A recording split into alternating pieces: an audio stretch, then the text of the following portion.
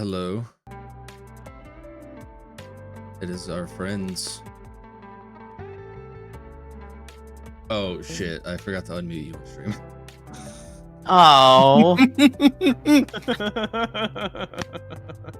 Oh, wait. You are all unmuted now. Hello, everyone. Hello there. You might notice that there are no people on screen. That's because I forgot to turn on the people. Hi. Hi. Aw. It's me. Wow. I'm a guy. I'm up here now. Hi. I'm usually down there, but I'm up here this time. Nice. I have my all praise the dice gods. All praise the dice gods. Praise for the dice. Few voices you probably recognize. One that you probably don't. We'll get to that later.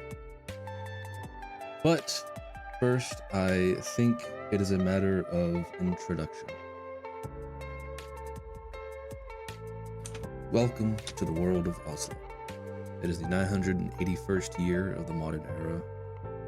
Modern era being the time after the fall of the Watchers, the once angelic beings that ruled Oslo with an iron fist. In this era, great powers have risen to take control of the land. In the northeast, we find the dark elven empire of Cosima, surrounded on all sides by cage-like valleys and mountains. Cosiman forgecraft and metal is one of the best in the world. South of that, we find the sons of Behemoth, the Matuk, who make their homes in the sheer cliffs and mesas of Tarmuk. The four-armed race train themselves day in and day out for their prophesized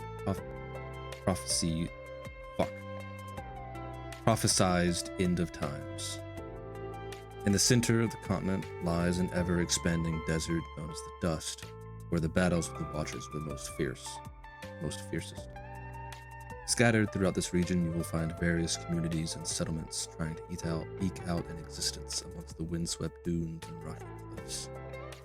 But all pale in comparison to the twin cities of Uraku and Al-Watan, bringing life to this otherwise hostile environment. Beyond that, there is the fallen empire of Tyrea, an ancient power founded nearly at the beginning of the modern era, though has been on a steady decline for generations. Now split effectively in half by the Tarmuk colonies of Minowe, civil unrest has begun to fester in its many city-states. For Tyrea, change is right around the corner. But this is not where our story begins. This is the city of Dakir, the treaty capital of the Confederacy of 10 Lords, who control the entirety of the southwest of Aslan. Dakir is a peacekeeper for the Lords within the Alliance, acting as a non-militarized zone to settle disagreements and as a forceful reminder not to engage in all-out war. The island built into Lake Dakir is recorded to be over 300 square miles and home to nearly 1 million citizens, most of whom work under the city's various guilds. These guilds govern every aspect of Dakiran life, with the most powerful guilds garnering seats on the Assembly, Dakir's ruling senate of sorts. While Dakir's guilds number over 100, there are only 5 you really need to know. The Tyrant's Guild, who controls the military might of the city, the Merchants Guild, who mint money and control the taxes, the Architects Guild, who maintain, own, and develop Dakir's infrastructure, the Aquarians Guild, who maintains Dakir's fragile ecosystem and water supply. Lastly, the Farmers Guild, who is in charge of the city crop and food stores. All of these guilds are deeply corrupt. I hope you were taking notes because there will be a test.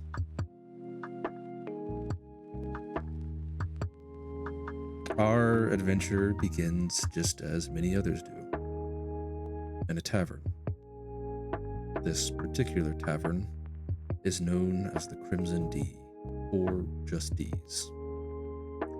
Mere minutes after noon, 4 threads of fate have already begun to intertwine in ways none of them could have imagined.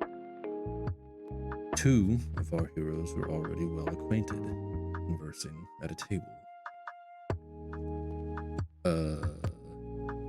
If I could have Nori and, well, Cherub and Playwright introduce their characters, please.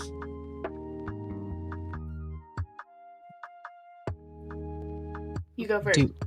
Oh, fuck. I can't believe you've done this. As soon as you start, I will show the character. Okay.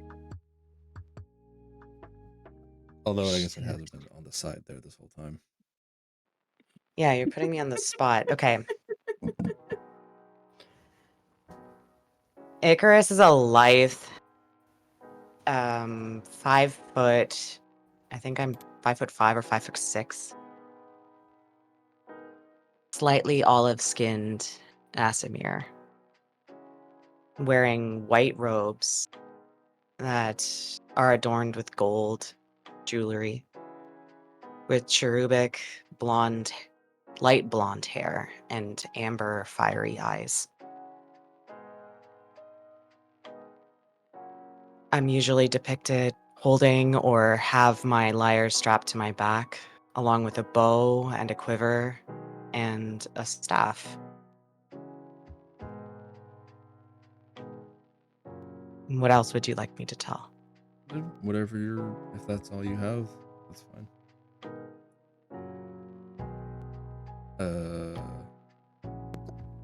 Did you say your name? Yes, I'm Icarus. All right. For those listening at home, Cherub, would you like to go now? My name's Nori. I'm a half Oni. How tall am I? One moment, please. It's been a moment. By the way, in lore, they're just Oni now.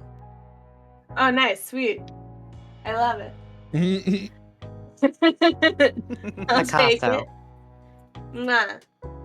I'm a 6'2", 6'4", somewhere in there. I don't know.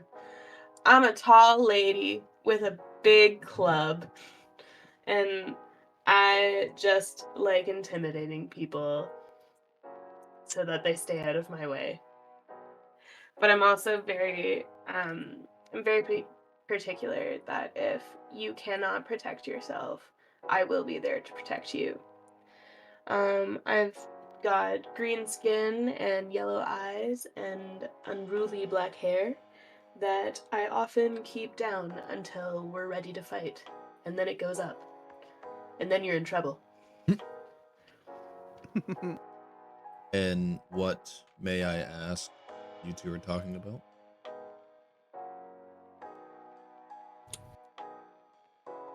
Probably the fact that I had to go home and scrub myself raw from the last time we spelunked in the sewers. Oh yeah. I still don't think I've got the scent of feces off of my body. Oh, you're fine. Trust me, I could smell you if you weren't, and I'd tell you. Do I smell like a flower? Is that what you want to smell like?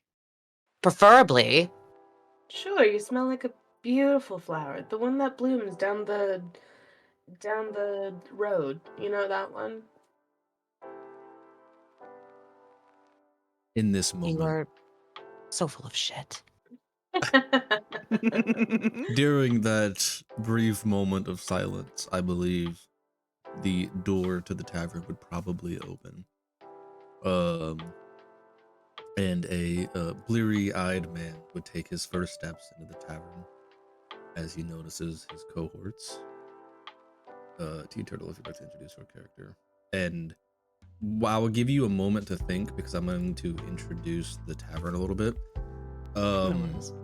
So, just like I mentioned, it is basically just barely afternoon, probably no later than 12:30. So there's not really a whole lot going on at the tavern. There are a few kind of holdouts of those who probably spend most, if not all, of their day in a tavern. Though D's Tavern specifically is pretty popular amongst misfits and mercenaries, as the phrase would go. So this is less your kind of general rabble and more like maybe some war veterans kind of thing, or some particularly drunk adventurers. Other than you, there's probably maybe a couple people at the bar and maybe 2 or 3 tables and booths occupied. There is a booth in the distance that is quite heavily occupied and quite raucous, I might say. You may go ahead. All right.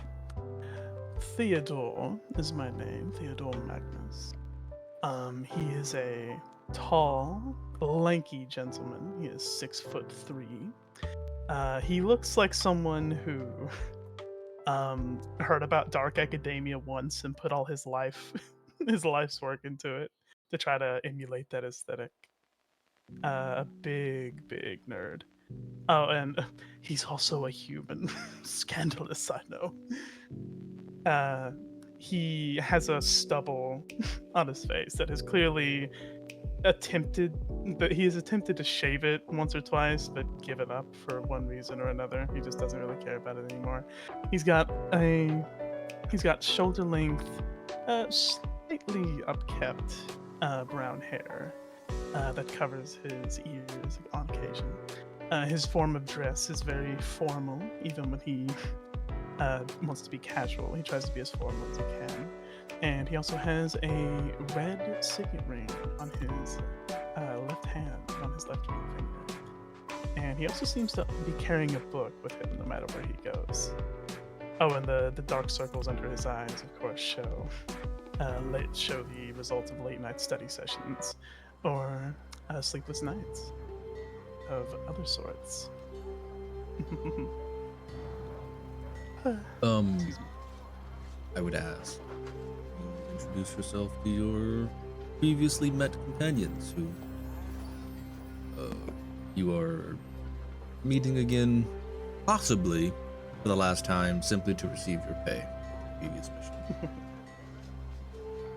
He would look around and then see his companions sitting at the table, and he would walk over there, almost ashamed to do so, as he takes a seat, probably across from Icarus and next to Nori. Oh, I found myself drawn here for whatever reason. Well, Oh, hi, hello. Teddy. Oh, hello. It's lovely to see you again, Nori. Mm-hmm. What's that smell I'm smelling? It's a flower. That's what it is. Oh, more like a flower trying to mask another scent, but I'll take that. It's a flower. Oh, whatever you say. And how are you doing, Sunshine? I'm debating whether or not I should hit you with my lyre or with my foot. I'd be impressed if you could reach me from down there. I wouldn't have to strain. You've already sunk so low. Fair point. Don't fill your head with too many ideas. Those little wings may not be able to support it. A rather loud outburst from the gentleman in the booth across the tavern from you cuts your conversation short.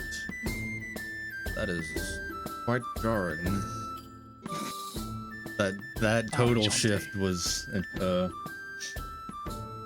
Tom As- Bombadil walks in. as the a loud groan rings out from the distant booth as a gleeful woman rises from them as you previously could not see. Having sordidly defeated her opponents in a game of cards, our fourth and final member makes their appearance. Parker, if you'd like to introduce your character. Hello, I am Apocrypha. the great tiefling wizard at your service, dressed with long dark hair and blue robes, scales that seem to be on her skin, and her horns nice and slicked back. Bits and bobs are kind of attached to her belt at her waist, and she's quietly putting away her cards as she walks up to the small group.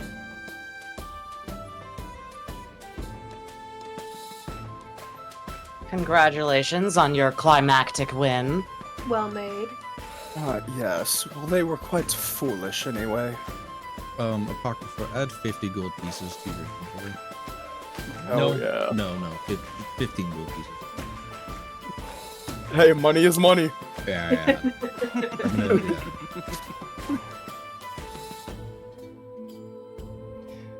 Can't have Let's you be go. making more money from gambling than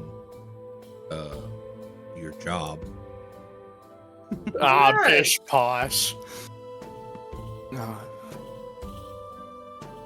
Not as much as I would have liked to win. Careful not to win a dagger in the back in a dark alley. Those gambling types are a rather vengeful sort, I've heard. You got experience, Teddy? I've had my run-in with a few vagabonds, as they are. Vagabonds? Somebody give him 3 silver. That was a big word. Oh, Ooh. I'm surprised you knew how big it was. Can you count the syllables for me? Eat shit. I don't mean to interrupt this lovely conversation, but I just can't help but notice that there is an air of extravagance around the four of you. A rather rotund tiefling has seemingly appeared out of nowhere at your table. Skin as black as onyx, a gold toothy grin, eyes pools of red. The name's Oh, God. The name's Zool. I'm a trader around these parts. There's just something that brings me to you. Oh, would it have been the invitation we failed to give you to sit at our table? Oh, I do not mean to sit at your table. In fact, I am just making my leave, but I just wanted to give you my card. He hands you a very fancy, like, cut of vellum that has his name, obviously Zool, written on it. It's XUL. And it has like proprietor of fine goods on it, written on it, and how do I want to word this? And like then in like italics and quotes, there's nothing I can't find kind of written on it. And it's just, I don't assume that you will call me soon, but if you do ever need my services, that card will lead you right to me. Ta-da! I bet. And he saunters out of the tavern, and I would say, who has the highest passive perception out of all of you? I forget. That's a good question. Not I'm- me. I'm used to Parker having the highest passive perception at all times, so I'm unsure as to who we are playing with now. It is Yeah, not right. me. Can everybody just give me their numbers just so I can? 12. 12. 13. 15. All right, Icarus, you would notice, kind of out of the corner of your eye, that the proprietor of the tavern itself has been kind of watching Zool as he leaves. And it is now that I should probably mention that the proprietor, fuck, I'm losing all of my windows. The proprietor of the tavern is appears to be a warforged. However, there seems to be skeletal construction into the chassis, shall we say, of the warforged. And you've all been to this tavern before, at least once, so you would know that this is D himself, the owner of the tavern, and that he is what's known as a necroforged, which are kind of like warforged, but are sort of citizens that were kind of owned by the state. A necroforged is usually constructed, whereas the warforged typically kind of just find themselves somewhere. A necroforged is typically a prisoner of the state that has lived out his sentence or died before his sentence ended, and the state sort of resurrected him in a immortal vessel to carry out the rest of his sentence. Though it is not necessarily uncommon for necroforged that have lived out their full sentence to maintain lives within the city as normal citizens, which is what you can assume that D has done. But beyond that, he doesn't really interact with you too much. He knows that you are waiting for someone, and it is not too much longer before a rather young human, roughly probably around 17, walks through the door dressed in white robes and sky blue accents. He does bear the badge of the Aquarians Guild. This is the same gentleman that you met when you took your job. The same bowl cut and everything from this gentleman. Light dusting of freckles across his face with black hair. He sort of sheepishly and quickly kind of like crosses the floor to your table. And who is sitting where, might I ask? Like, who's sitting across from each other, kind of thing? Are you all sitting like in a line? How do you wanna? Theodore's next to me, and we're across from Icarus. I'm not entirely sure where Apocrypha is. I'd probably across from Theodore, maybe. Alright. Then I would probably say he finds a seat, or like, it's less that he finds a seat and just kind of like forces himself to sit down in between Noriko and Theodore, and is like whilst in between the two of you, trying to be as far apart, like as far away from you as possible. Oh, sweetie, uncomfortable? That's not part of the business. Just, could you report your findings? Well, I got an impressive amount of shit on my shoe. That is to be expected, yes. There were a lot of rats. Oh, yes, those two. Big ones. Did you find perhaps what was causing them to act so erratically?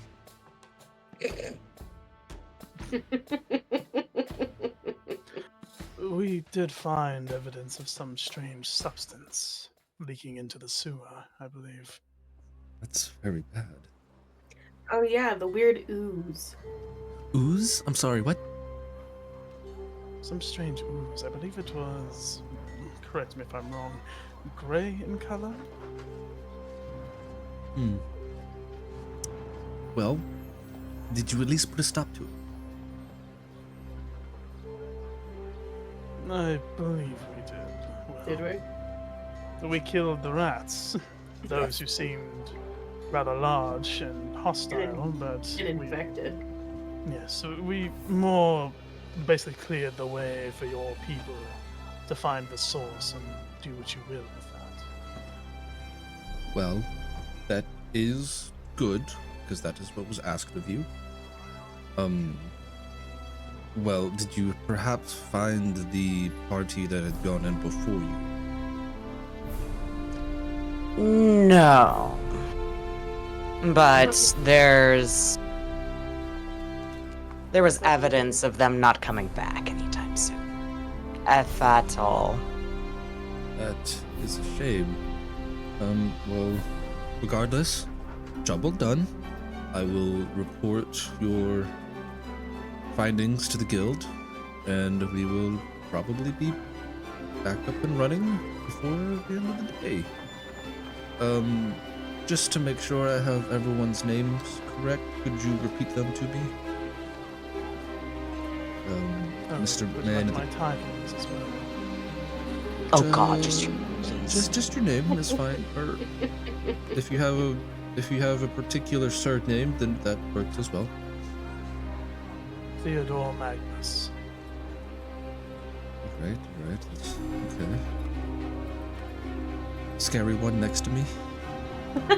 Oh, you're cute. Noriko. He kind of like flinches when you call him cute. And he's like he is jotting down like a lot of the stuff that you're saying in like kind of a small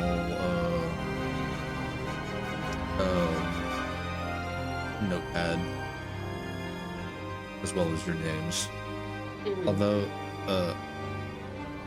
yeah. Next. I am Apocrypha. Right, the tiefling that doesn't look like a tiefling. Yes. Sorry, did I say that out loud? I'm sorry. You It's did, fine. sweetie. It's fine. No surname? No. Okay. How do you not look like a tiefling? You smell like a tiefling. That's quite rude. I will mention, because I just remembered something, they do take like as much information as possible about people who take their jobs, so that's why he knows all of their races. You know, stuff like that. It's kind of like a background check kind of thing. Makes sense. It should be under Icarus Gilded Wax. Yes. Wait, What? crap. I've forgotten something. Could you remind me what the name of your patron is? Last name, surname? That's a good question. Argyros. Yeah, there you go. Lysander, specifically. There are 3 brothers after all. Yeah, he basically goes like, wait, the Gilded Wax? Fuck, Gilded Wax of the, and he just he's stuttering over like the and like he's going to say something. He's like, stop talking, take the name, here's your gold, goodbye. See you next time, sweetie. I hope not. I'm really not. You That's might want to work on rude. your wording. Oh, it's a good thing he had a bowl cut to hold the mashed potatoes you just turned his brain into. Oh, I didn't do anything. They were already like that. This is the same behavior he had when you met him the first time. Oh, humble. I do my best. There is a kind of gold pouch just kind of placed on the table as he quickly scurried away. Yoink. Do you look inside? Yeah. Inside there are 100 gold pieces. Hmm. Just as the contract said there would be 25 gold pieces for each participant. Most notably because of risk of fatality. It was a larger sum specifically because what do they call that shit? Hazard pay. It was hazard pay. We love it. So, I mean, unless Icarus is being a little bit of a cheeky bitch, you can each add 25 gold pieces to your inventory. Noriko will probably have 30. I will add 20. Oh, well, thank you. But why? I don't want to be on your bad side. Well, you're not usually, Birdie. Don't worry.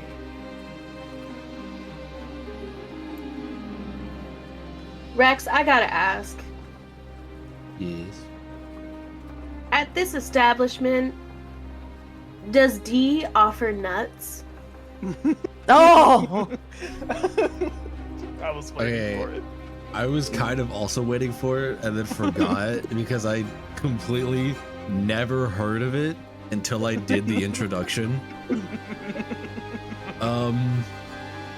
Would you like nuts? I would love D's nuts. We have. You have no idea how good that was. Got him. I literally I said it in the introduction and was like, oh no. For my characters, before I introduced Theodore, I was with him just like, these nuts! Like I was possessed by a fucking ghoul or something. What kind of nuts would you like? Spicy. Like Yeah. peanuts? Walnuts, hazelnuts, almonds, pine nuts, Crushed red Brazil peppers. nuts. I mean, Tyrea nuts, cashews, macadamia nuts, hickory nuts, pecans. Could go on. It's just gonna... Coconuts, you never know. Imported from somewhere? Just spicy peanuts, please. D after he lets out a kind of, this is probably going to oh, Bofa would have been such a good joke. Just slam dunk it. Oh man.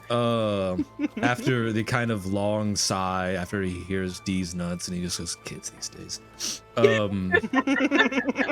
He does kind of like turn around to like the kind of window that is behind the bar, that it leads to the kitchen, and just kind of peeks his head over. You got any spiced nuts back there? I had a voice for this character, but I just decided not to do it today.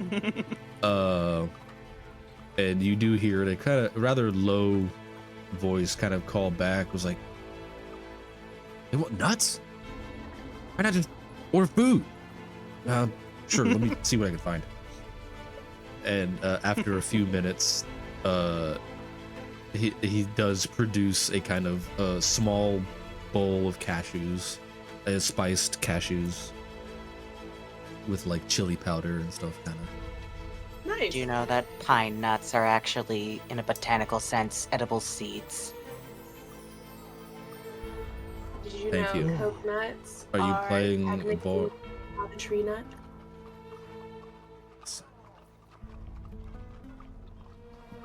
I was, excuse me, I was gonna ask if you were playing a bard or a druid, but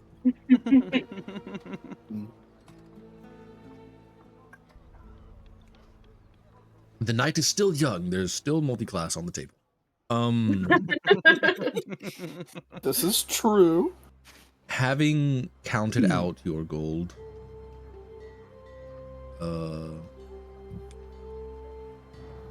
is there anything the four of you would like to do before I continue? Well, this is where we part ways. We got our payment. We did a lovey-dovey, disgusting job together. I'm sure we'll remember each other in therapy in a couple of years. You don't want to stay, Prof? Well, I'm honestly trying to think of where I'm needed. Since I only recently got back, I don't know where to go. I do also have to agree with Theodore here. Well, Don't we'll expect me to be the glue here. I don't care. No, trust me. you- I got a sample of your glue in the sewers. He wipes his Oh cheek. no. I'm gonna slowly turn to Theodore. Why? Why did you start leaking wax? Was the next question I was about to ask. Oh, That's that. Get your mind out No. of the gutter, Birdie. I'm eating your nuts.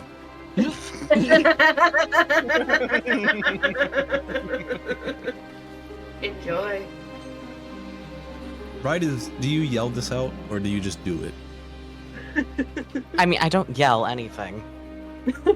I'm a civilized bird, thank you very much. Do For you now. sing this? How about that? No. I state. A Oh, we visit from the voice, sewers to the gutters. Lovely. a voice kind of rings out from the doorway. Well then, I'm glad you're already getting comfortable with each other. As a rather handsome older gentleman, in his late 20s, I believe, early 30s maybe, stands before you dressed in full military garb.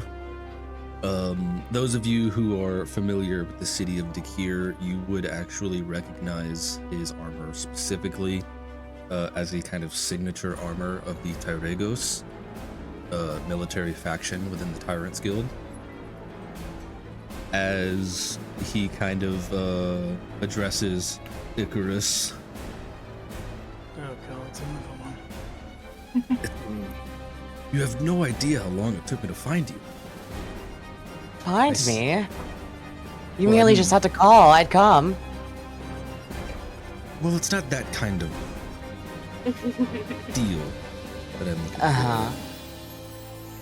for. As he crosses the table, you all are an adventuring group, yes? Group is a strong word.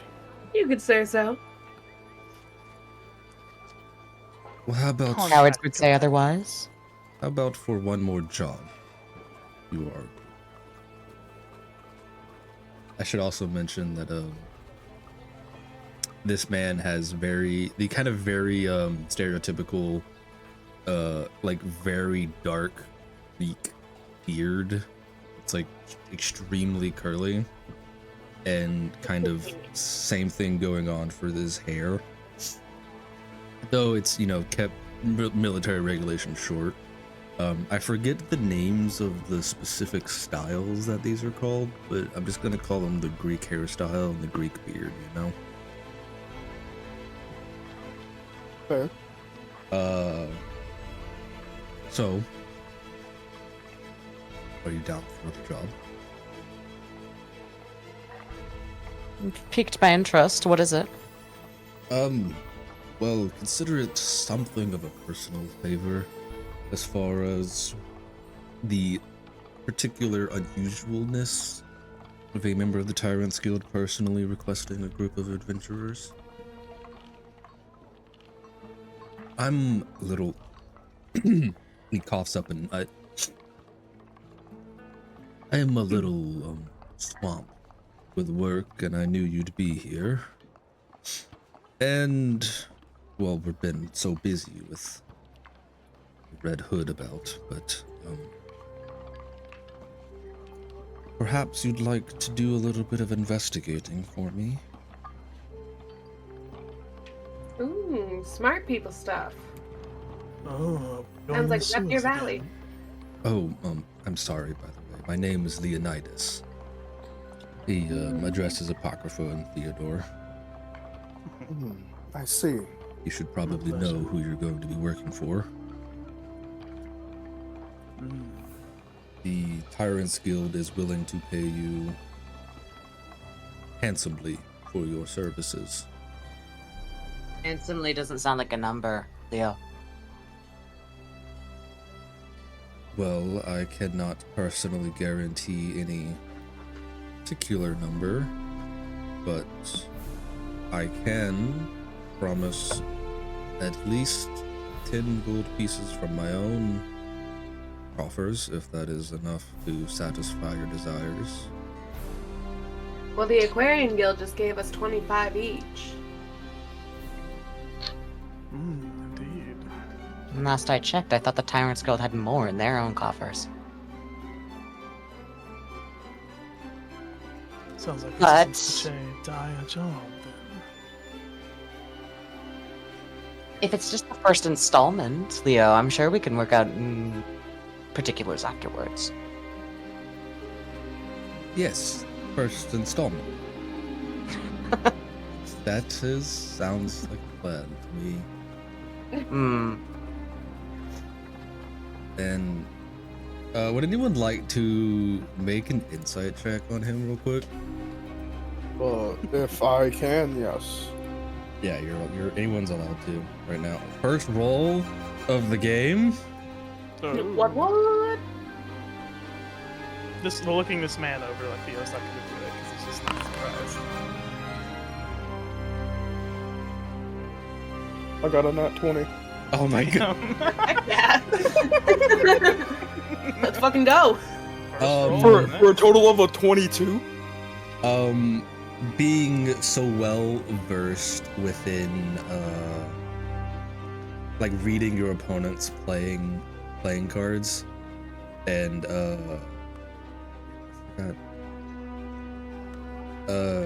you can recognize when someone, no matter how what's the word, basically trying to keep a straight face someone is, A poker you can face? always Bluff. well, not really bluffing, but like he's keeping his like military air about him, kind of thing. Like he's being very stoic, I suppose we'll say. But you can realize that even though this is probably a very normal aura for him, he is putting on a relative poker face. There's something probably going on underneath it. He seems a little Please, please. There's no need to hide anything from us. well, if you really must know. We must. Your target is one of the circuses in town. Oh, why the apple? You want me to go close to that and contaminate my great heirs? Oh, you do well enough by that yourself. Ah, zip it. I don't need to hear it. The Tyrants Guild, well, really any guild for that matter, are not exactly welcome at the circuses, particularly Tyrants Guild. What have you done? Yeah, what have you done? Might have punched a clown. I hope he doesn't haunt you for all your days. Me too. But they're not as hard on private investigators. We have reports of a sickness running through circus, and we would just like to verify these claims and to see if anything's been done about them.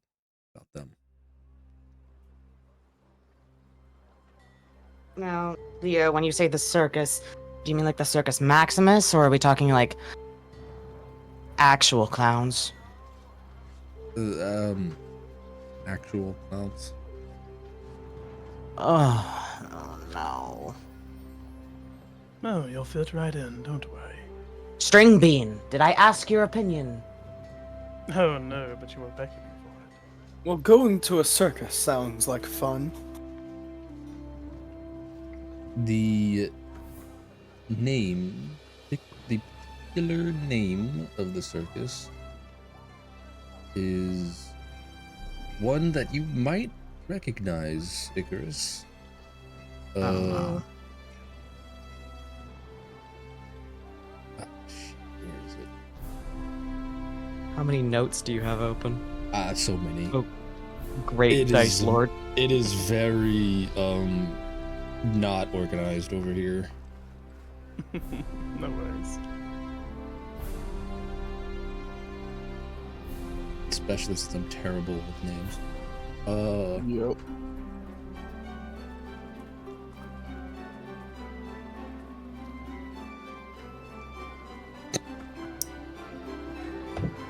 Yeah, we'll go with this. I do need 6 monitors. I at least need a third monitor that's not a 50-inch TV. Put it on your throne. No, I don't have room for that. Unless I start going like on the L desk part of my table. Put it on your throne. No, I'm not gonna ask people to buy me a $300 monitor. That's what crowdfunding's for. That's fair, I guess. This particular circus is one that might sound familiar to you, Icarus, as Mrs. Kaufman's Bizarre Fantasy. Is that MRS? Yes. I'm sorry, I've never been very clear on the pronunciation. Bizarre Fantasia? Yes. Bazaar. Like as in like a market kind of bizarre. Mm-hmm. And why is this familiar to me?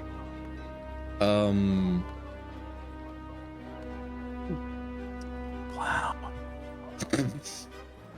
You remember 3 particular clowns that you might have worked with a few weeks ago in a Oh no, it's Pinky, Stinky, and Dumb. you're familiar with? Yes, I took a job and I had to deal with 3 Outlanders Oh, good. Then that you'll came have- from the circus. then you'll have- that's your way in. No, the hell it is not, Leo. I am in awe right now, honestly. Did you not get along with them?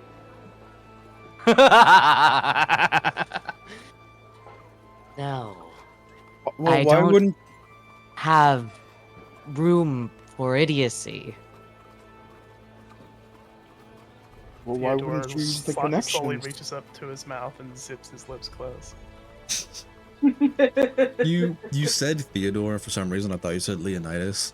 So I thought you were just like holding your finger up to Leonidas's mouth.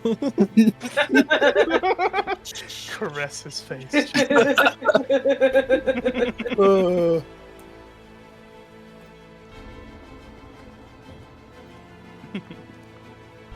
Well, is there perhaps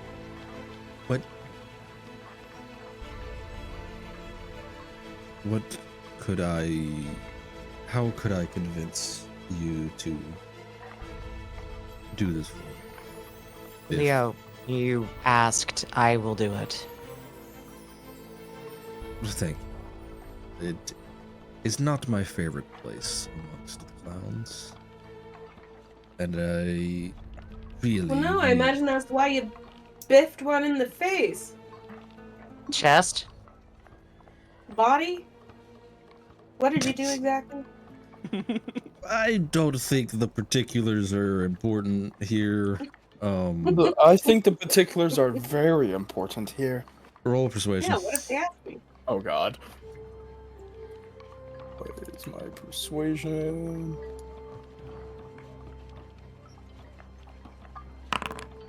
A 9. Nope. I really. Can I roll? What would you say? What would I say? Uh huh. I truly wish to understand exactly where you decided to put the long threshold of your patience in this clown's body.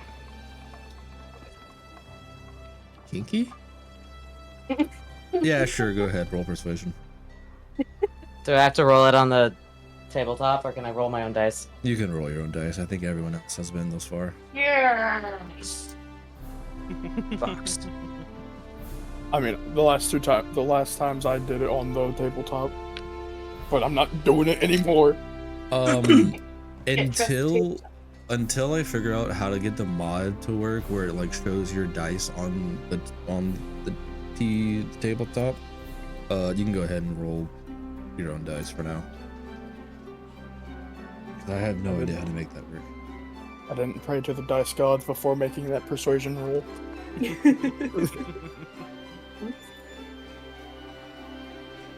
My fault, guys.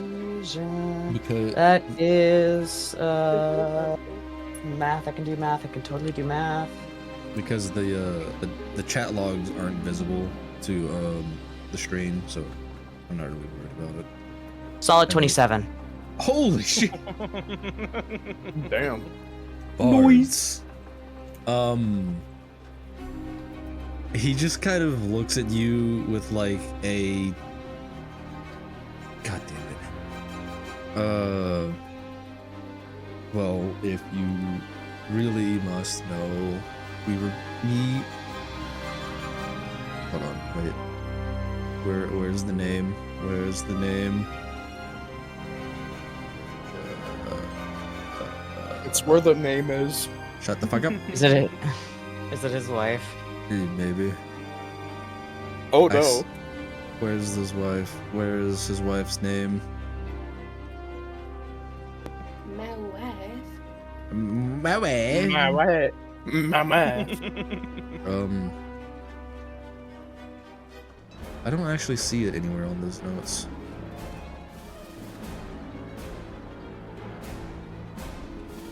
Yeah, and catch me not having that document open. I know Lysander's wife. But I don't see. Well, it doesn't matter. You just say his wife. Yeah. The wife and I were bringing the kids through the kind of not haunted house, basically haunted house. And there was this particular clown that wore a lot of leather and weird, very, very scary face paint. And he came up from behind, and I punched him in the Kill face. Stinky. And we were properly evicted. Ah, You got scared. By a clown. Listen here, when a large man places a hand on your back, and you are a trained soldier, you are going to react. Oh, no wonder why you all have such a stellar reputation. It's really marvelous. But you knew what you were going into. I mean, I wasn't scared. Are you sure Oh, you of course swapped not. places? That doesn't sound like you were not scared. Are you sure you didn't swap places with the clown? Anyway, are you going to do the job or not? yes. Oh, I'm thoroughly amused, so I might as well. Why not? Well, you know, wherever he goes, I go. I will find you all here this evening, then, and I will have your payment. I promise you. Wait, why are we investigating them again? There's a sickness. Yeah. Anything else you would like me to figure out? And what have you heard about this sickness? I'm gonna take out a little, like, pocketbook and start jotting notes down with a Really pencil. Well, our contacts say that the circus has been very hush-hush about it, or Miss Kaufman has been very hush-hush about it, but several of their clowns have had their shows canceled the last few weeks. Abruptly. Acts And- abruptly. Just a few comments from citizens, we've been swamped with rumors of the Red Hood returning, so more of these kind of more paperwork type missions are a little bit beyond us currently. Would you mind going into what the Red Hood is exactly? I am not at liberty to discuss the natures of the case, but you can roll me a history check. Oh, Her name is boy, Diane, I'm by the good way. at those. And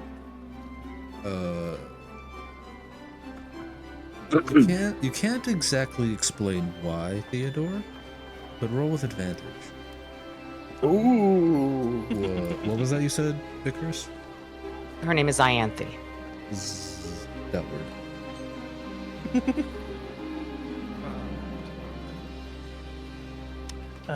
Wow.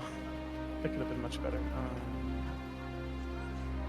That is with advantage. That's still only a 13. Wow. That's yikes with a capital Y. You remember nothing. The having only recently returned to Dakir, you aren't exactly up to date with recent events. However, you can't help but find some sort of familiarity behind the moniker of Red Hood. Though it is a name that you have heard whispered amongst the streets since your return. And while not exactly understanding what it might be, you can gauge that from the hushed tones that are brought about of its mentioning. It's nothing good. Rex, Yes. based on my court functionality, due to my background, would I have any insight on this moniker? Not due to your court background, but I would say having lived in the city for an extended period of time, actually all three of you could roll history, but you just wouldn't get advantage. Hey, Mr. DM, sir. Yes. Due to my sage background, would I know where I could find that lore I was or about to that say the same information? thing. We're both sages. Oh, nice. Sage team. It would What not. intricacies? It would Yeah. not be. Actually, there might be historical documentation in libraries, but more specific information would probably be kept within kind of a police barracks, with the whole case kind of thing going on. There actually is a very good chance that there could be historical documentation that you could find in a library that has a rather extensive section on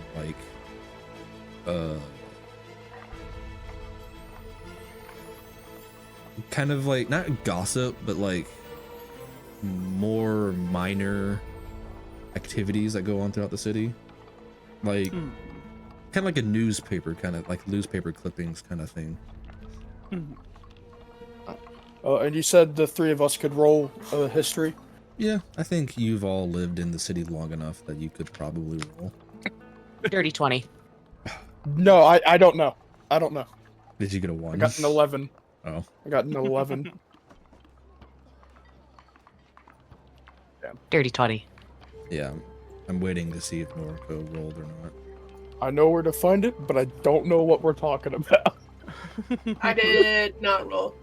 Okay. I'm just gonna sit. Icarus, having probably schmoozed a few people after performances, Kinky.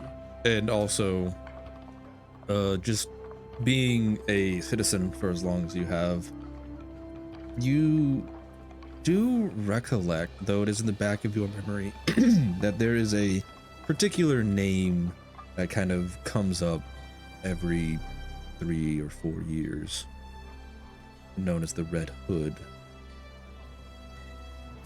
Not much information is really known about the figure itself, but the Red Hood is synonymous with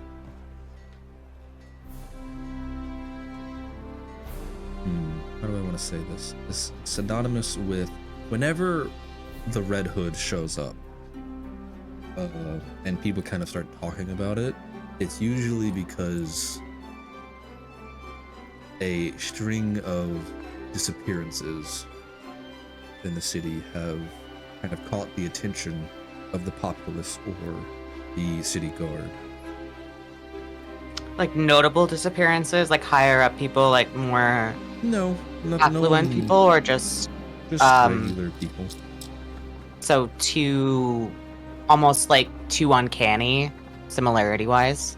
Yeah, though I would say even with a dirty 20, I would say you couldn't remember what the similarities were.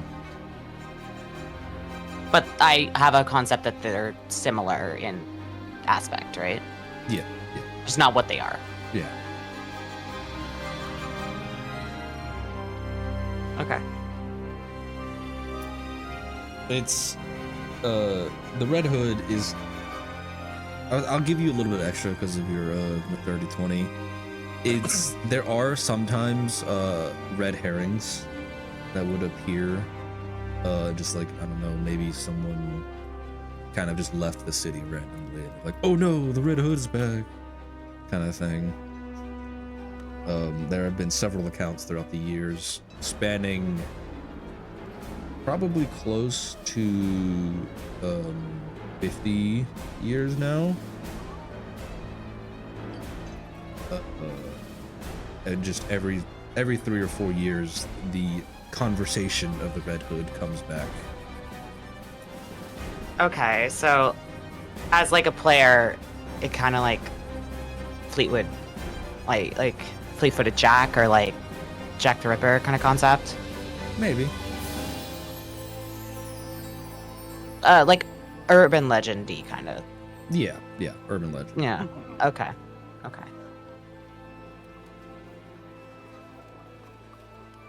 I'm not gonna make this known while Leo's standing here.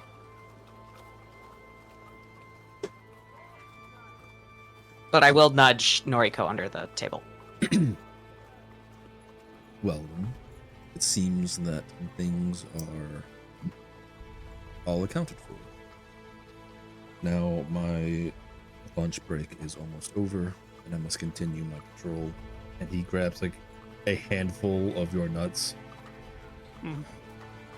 Phrasing. Leaving very few behind, and just kind of quickly and walks out of the tavern, kind of throwing a few in his mouth. I hope he enjoys my nuts. I'm gonna go after him to try to figure out where the fuck we're supposed to be starting, because he didn't tell us. He said he was gonna come back later. Here. To pay us. That's fair. That's true. He didn't technically Sure. tell you where to go. Oh, I'm sorry, my bad. I thought you might have been familiar with the location. Why would I make myself familiar with the circus? Well, you were familiar with a few individuals. Doesn't mean I want to go anywhere close to them. You You know how tell- much your brother would get pissy about that. One moment, please. The dogs are wanting inside.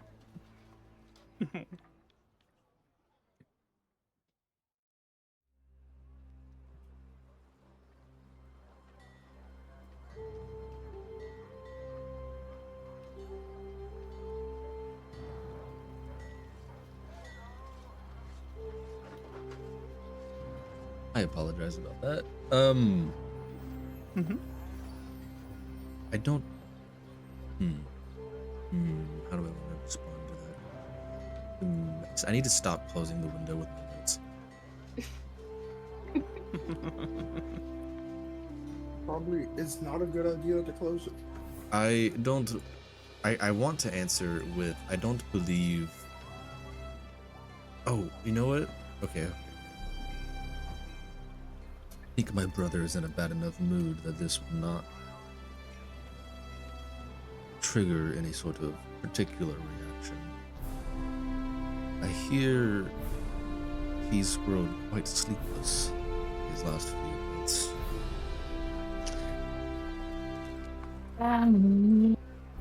I think the stress of the business and the fact that it's peak trading season has worn a little bit on him. And your father had more, let's say, active partners in this kind of trade. He's yet to acquire all the right skills in order to properly cajole people into doing his job for him while thinking it's no skin off their teeth to take compensation for it. Teeth doesn't have skin.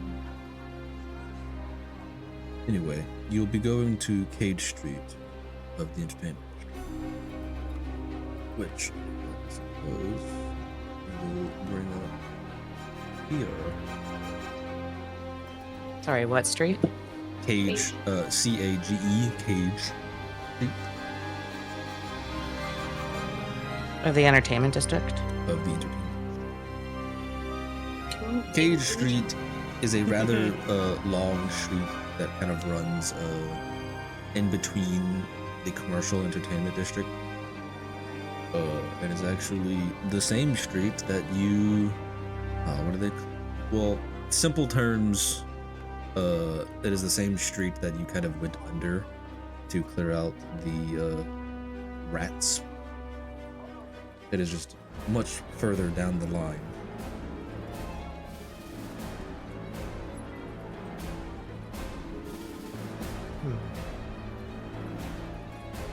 And I would have a concept that this is the same street that we were underneath.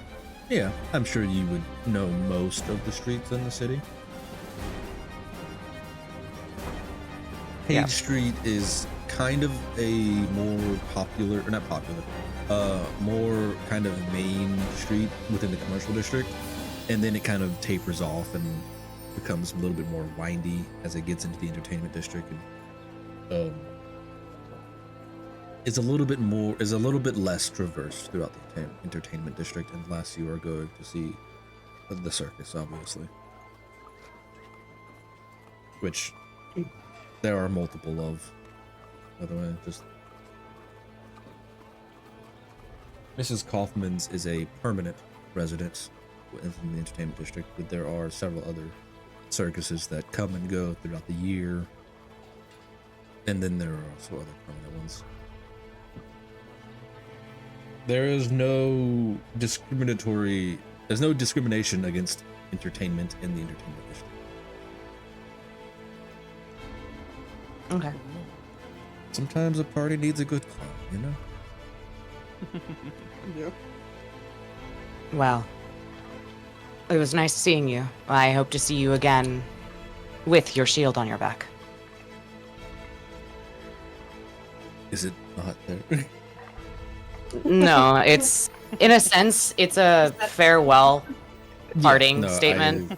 Being, come back with your shield on your back or on it. Mm-hmm. So, I'm wishing him luck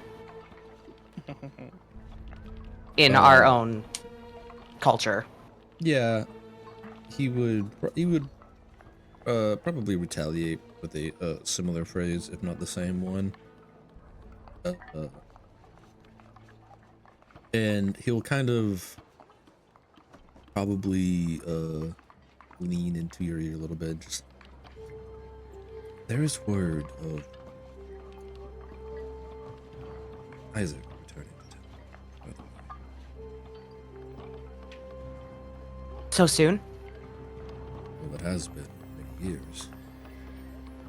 He takes his studies quite seriously. If my brother's to be believed, he might have finished them. Oh. He hasn't told me in his recent correspondence, so this is news to me. I'll pretend to be shocked. He does kind of recoils, like, ooh. Maybe he was. Maybe he was trying to surprise you. And with that, he is on his way as he kind of, he does pull out his like spear and shield and kind of links up with his patrol group as they continue down the street. I let out a big sigh, and then I go back into the tavern. Talk amongst yourselves. The dog's gonna go back out. Okay.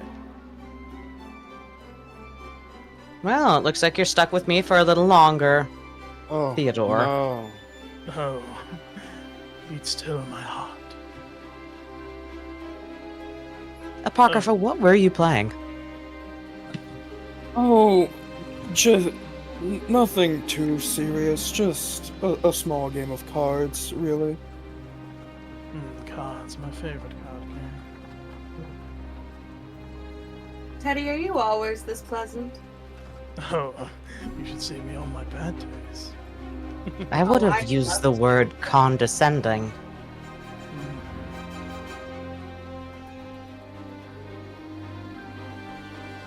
Oh, but yes. Do you want to know about the Red Hood? Or at least what I can remember. Or gleam Yes. of it from my experiences. That would be lovely. I believe it's like a non de plume. An What? alias of some sort. Oh. But it's more like a spooky bedtime story. People link up the concept and disappearance of a bunch of people, thinking it's all done by one individual. Now this is starting to click with me again. Only to remember or figure out later down the line that some of these disappearances were mainly people just leaving the city or changing or doing something else. And so they weren't all malicious disappearances, but there have been a few in the past, if I can recall, that never really found truly what was at the source. Intriguing. So we're dealing with a potential serial killer. That's thrilling. Perhaps. But the location of this circus that we'll be going and snooping about is the same street, just further into the entertainment district that we were in the sewers of. Yummy, yummy. So, if I were to use deductive reasoning, maybe the illness might be linked to whatever has been corrupting those rats. Which, if so, it's that ooze. That's what I was thinking as well. Maybe Mrs. Kaufman's got some explaining to do. Maybe she's just as freaked out as anybody else would be and wants to keep it hushed. You know, it's bad for business. They'd probably have to start charging double for ice. Reduce panic.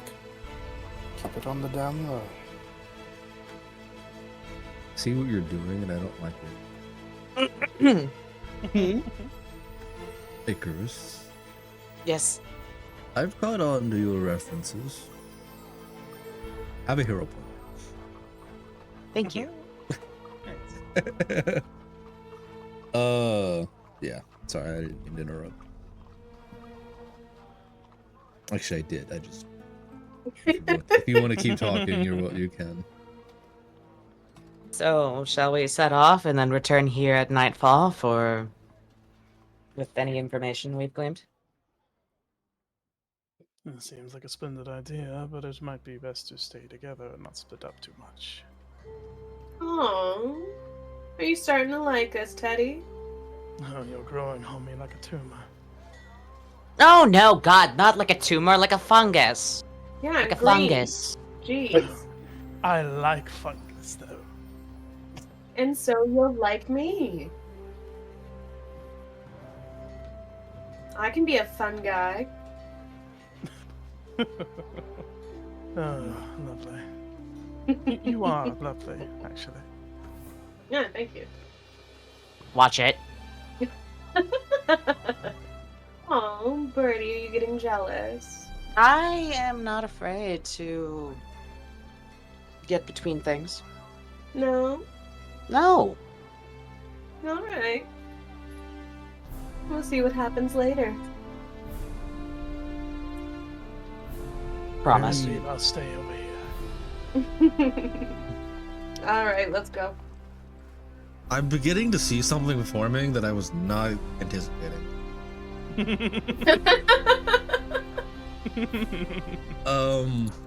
Anyway, as you continue your oh shit.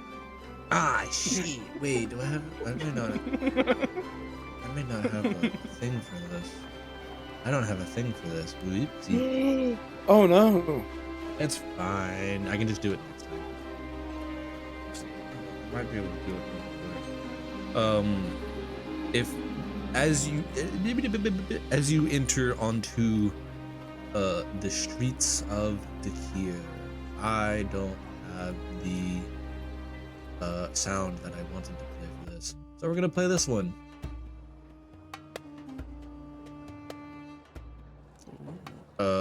The very familiar sandstone streets meet your boots, and the fragrant air of Dakir's waterways and canals meet your nose. How fragrant are they? Well, in the commercial What district, way? in this particular area, where Dee's Tavern, it is quite the shall we say brackish smell, considering its proximity to the flooded district, which is only a few blocks away from the kind of unofficial border between the commercial and the flooded district. And then there are also the smells of kind of like water lilies and market perfumes, and that also kind of meet your nose. And then there's the smell of a skunk. Oh no. Nah, not quite a skunk, but you get the. It is basically up to you whether if you wanna walk, take a carriage, or I forget what they're called, but like a waterway taxi. Gondola? Gondola. I would like to pull up a hood or cover my face in any way I can Of course. as we step out. There are several, considering the Dakir's great size, there are several forms of transportation, and there is quite literally a transportation guild that has risen in the last several years. Last several years, I suppose. As the city has continued to develop and grow in size. Soon it'll be D's city.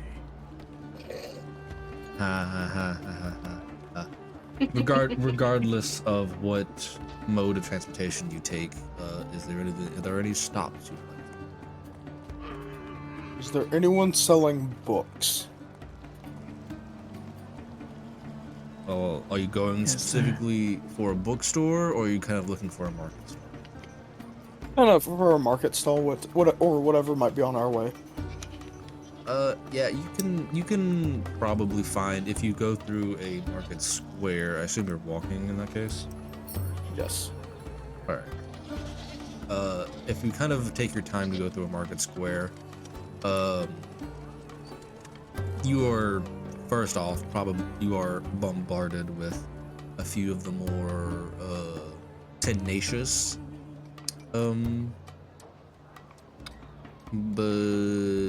traders that don't know the definition of personal space. Naturally. Selling various things like lamb kebabs or jewelry. But you do manage to push past your way through some of them, as generally speaking, they find it more advantageous to, if a seller obviously doesn't want their goods, to find someone else to harass. That way they don't spend too much time on deaf ears. You would Naturally. manage to find a kind of market stall hidden away a little bit, I think, that would probably specialize in inks and papers. This particular market stall, run by, shall we say, a female halfling, which is rare for this city. This particular stall has a quite extensive supply of pins, though amongst other things like ink and... Is there anything I can help you for? Yes, I'm just seeing what... If you have any books at all, and what they might be about. Well, I don't particularly sell books with things in them, but if you want a journal of some kind, I can sure oblige.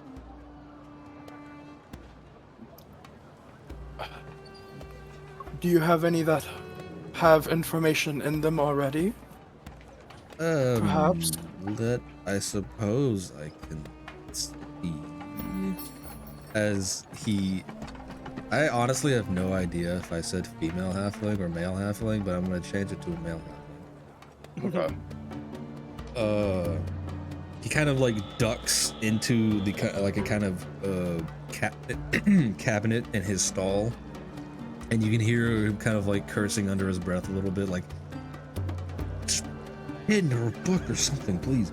And he's kind of like rummaging through some stuff.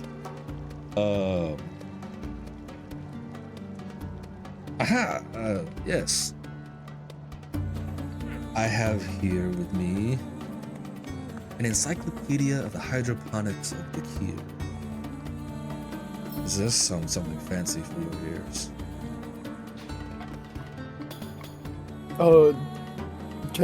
Can I look through it? Well, some customers tend to have sticky fingers about here, if you understand my caution. I do. I will. He places the book kind of on the table, or yeah, on the stall itself, and has a hand close by to snatch it if he needs to.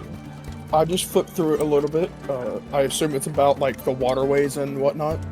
It is a lot. Most of its details are about the waterways, yes. And it's talking about like a lot of the kind of fish and vegetation that grows along the canal walls, and the particularly I've used particular in this session, I think, more than I have in my entire life. The kind of signature fruit of Dakir, in a way, though not native to Dakir, it has become quite synonymous with the bitberry. Having coined the name, the Merchants Guild having coined the name because it made them a lot of money. Bits, which is the official currency. There is referred to as bits most of the time. It is a kind of grape-like fruit that likes to grow on the canal walls and has a slight amount of bioluminescence.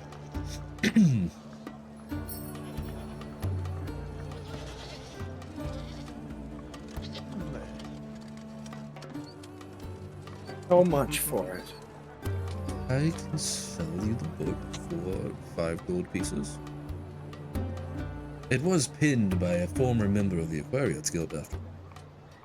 And he points to the author's name, which is like, you know what? I want to go cringe with it. Sir of the Aquarians Guild. I wanted it to be a surname, and I couldn't think of anything but that, so I went with it. Yeah. It could be worse. It could be a lot worse. Why not? I'll hand him 5 gold. This is in a period of time where the kind of printing, a kind of rudimentary printing press is only kind of just getting its footing. So most books are still written by hand. Especially encyclopedias. If it's more for the trading cards that you are familiar with, the wood block method that is popular for them is a lot easier, but not as easy for pooling. So is this a bound book or is it a scroll? It is a bound book, yes. Okay, so there are book binding without press printing. It's an Still. encyclopedia of what again? Hydrophonic? Hydroponics of the Kier. Yes, there is book binding with rudimentary printing press. I feel like I have said something that does not make sense, but I'm going with it. I feel that I have made a mistake of some kind. You haven't. Technically, illuminated manuscripts that were bound in books are way like are older, much older than the printing press. The printing press Yeah. just made it a lot easier to expedite the Yeah. book Indeed. circulation. Mhm. So, with this in mind, how literate is the population of Dakir? Considering, I would say probably at least 50%, Okay. considering the work that a lot of them have to do within the guilds. And that there is a general education for not young adults, for citizens up to I believe it's age 13. They started at around 5 or 6, age of 13, and anything beyond that is entirely optional.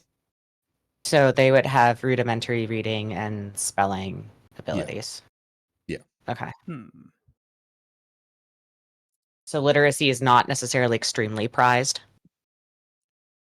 In higher and higher tier jobs, I would say so.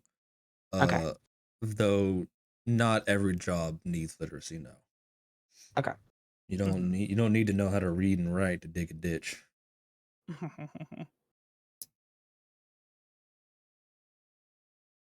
Would you say it's a classist thing?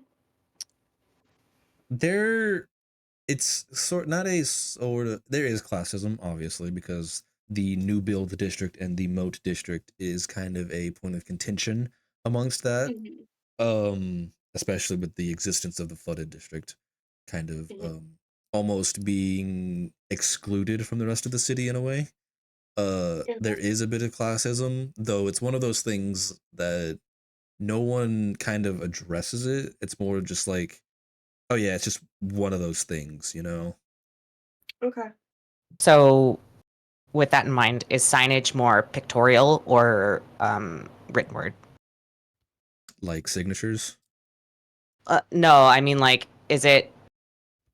Like Does it actual have signs. large word usage, Like street or does it signs just or like things yeah, like like that. street signs or like shop signs and stuff like that? I would say a little bit of both, but primarily symbols. Like D's Okay. Tavern is very recognizable because of its large red D sign. Okay. So it's a mixture of both, but more pictorial. Yes, because it's Okay. just easier to notice kind of thing. Okay. And kind of going back to the classism thing, it's one of those, it's I kind of, the way that I want to say it is like, no one's quote unquote doing it intentionally. They're just not getting rid of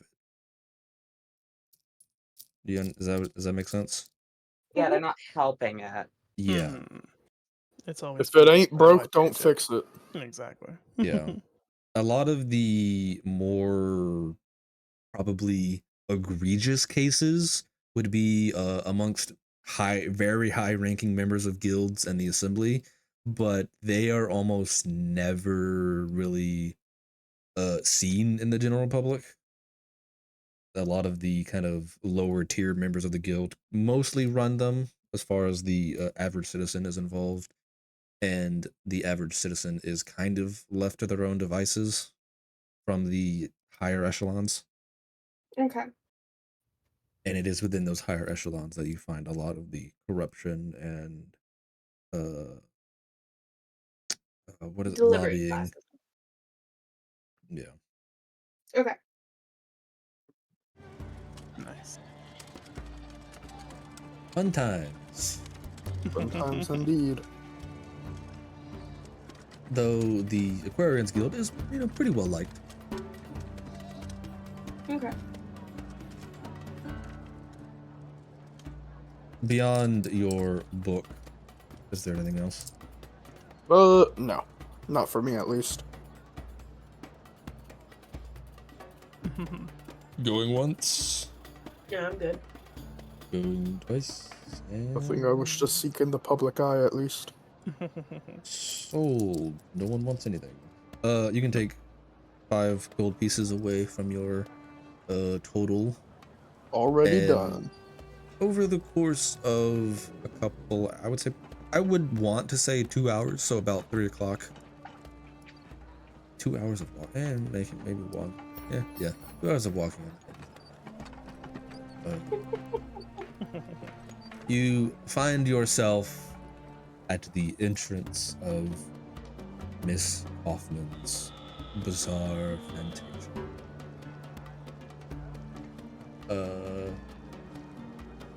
It is kind of a open market square, so there's not really any kind of gates for you to go through, but there are kind of people keeping an eye on who kind of enters the square. Whoops. Wait, there we go. I will place your oh wait, why didn't it activate? Activate. I will place yourselves. Why is it not working? Why is it not working? Is it just really slow, or? It just said there's no token that gives visibility in this Yeah. area. It's all just regular dark vision, baby. I'm working on it. You guys should be able to see now. It's me. I'm a little perturbed with this. For those of you who are unaware, I'm not very practiced with this particular VTT. It is a fairly new one to me. I used Roll20 for a long time, and Roll20, unless you set it to use like dark vision and stuff like that, it just doesn't use it. This one seems to be the opposite, where it always has used dark vision all the time. No dark vision? No vision at all. Yeah, it is the middle of the day, so I'm gonna go ahead and you should be able to see everything now. Hey, Let's go. Hey. I can see clearly now. But the rain is gone. It hasn't rained. Actually, I should also mention, it is about mid-autumn or beginning of autumn for the time of year. I forgot to mention that. Oh. Is there a winter in Dakir, or does it do like a rainy season kind of deal? It's mostly a rainy season. It gets a little colder, but the the continent of Aslan is relatively close to the equator of the planet, so it is warm all year round for the most part. We are in the northern hemisphere, for anyone who is curious. Theodore loosens his collar a bit. The further, I will say, like, in more northern areas, there is quite a noticeable change in temperature, especially around the Empire of Cosima. The kind of northern third of their borders does actually receive snow at least 6 months out of the year. Just Dakir We have a context of snow then. Yeah. Mm-hmm. Alright. And just Dakir itself is pretty far south on the Oslans, as far as Oslan goes. So is a lot more kind of arid and tropical, considering also the desert that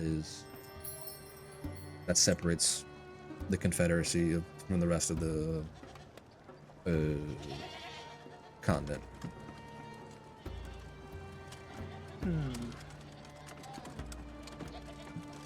Alright, looks like we're here. As you enter into the marketplace, there are several. Oh, hold on, let me go ahead and skadoosh. There are several.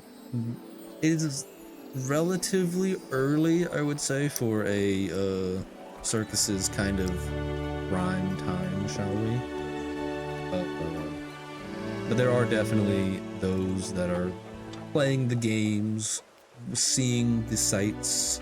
The main stage is being occupied by a rather mediocre magician, shall we say.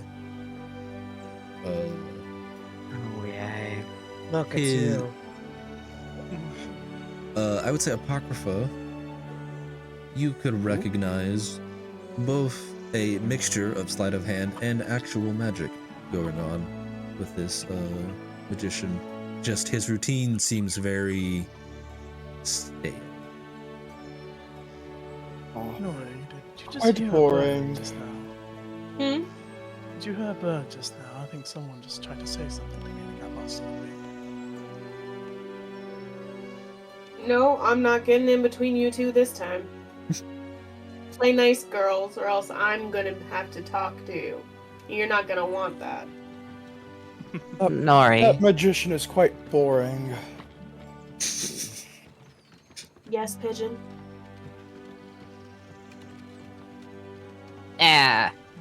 I would put your coin purse between your boobs. Do you do that, or do you Good say point. I say that. Oh. I would put your coin purse between your breasts. Do you want me to take yours too? Yes. All right. They both just go in there. Anybody else? What are we doing? I'm Putting your taking my coins somewhere nobody is going to slightly ruffle your jacket and take them from. coin. Nobody's touching these. I will put my coin purse between my boobs. There you go. She's got it. I love the uncertainty you said that with, because I Yeah, imagine just- your character just like, I guess. Just like looking Do I at have you. to- I've never done that before, but it's like, Do I have if it, to if it works with explain her, I guess it. why? Is this playwright or Icarus speaking? Yes. I think we all understand. Okay, good. Fine. I might as well join in. And he takes his out. She takes it. It joins the other two. Oh, now I can sound like some of those belly dancers. You know, the ones that move and they just jingle? I Yes. saw some of those That's a good performances. point. Actually. I When was traveling. will Lovely. I will take that into consideration if you ever have to make a stealth check. Fair enough.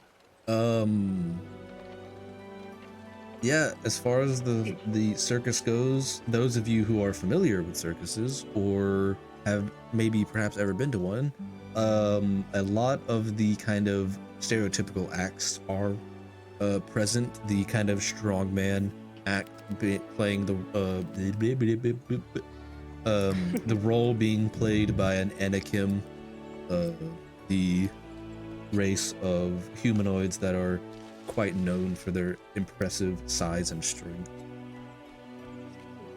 Quite literally has the stereotypical shaved head and curled mustache. Love that. There is a sort of shooting range, with options for both bows and kind of a cork shooter sort of gun. It is a air pump weapon, more or less. But the bows are the kind of more plentiful option at this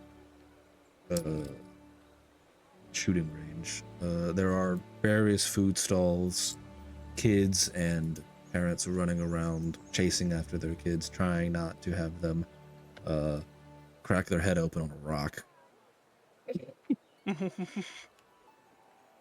And various buildings and tents in which presumably the clowns and workers of the pseudo carnival may reside.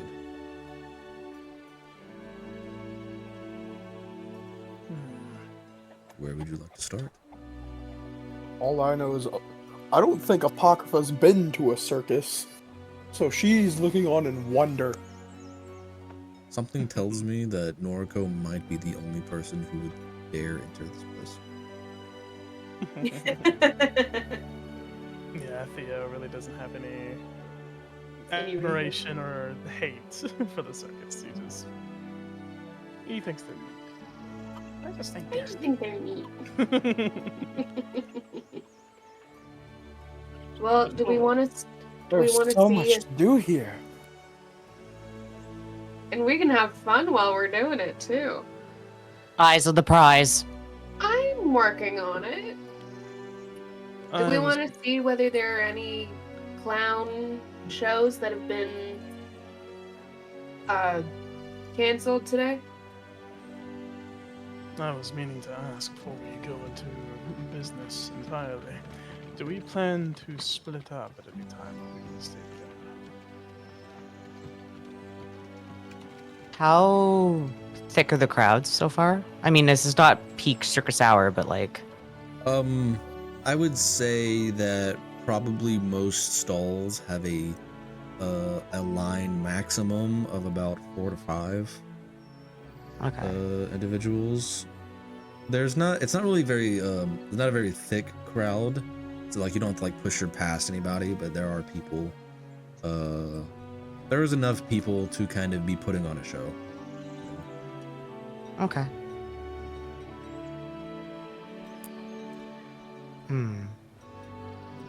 I think sticking together would be the best bet. Icarus is going to be staring at that shooting game, though. Alright. I do have a way to communicate with you all if you're within a certain range of me. And he'll look at Icarus and say in his mind with a message like this. Icarus is not going to even, like, flinch or act like I heard anything. Like what? Bitch. Anyhow, I think it'd be wise to lay out our communication methods on the table. So if you hear my voice in your head, do not be alarmed. I make no promises. Cheeky. I can be whatever you want me to be.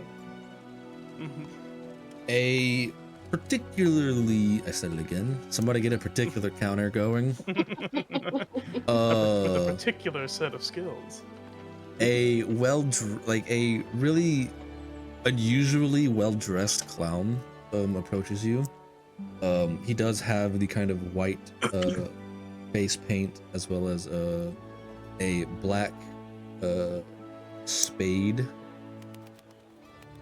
the suit of cards symbol under one of his eyes, and and then there's kind of general other than beyond that, just kind of general clown makeup.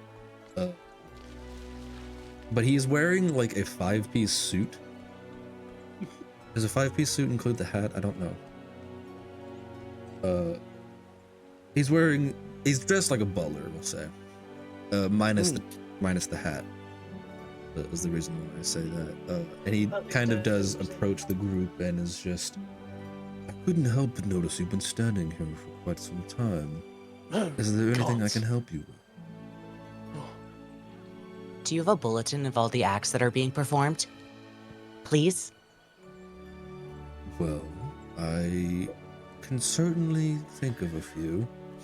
And you kind of see his...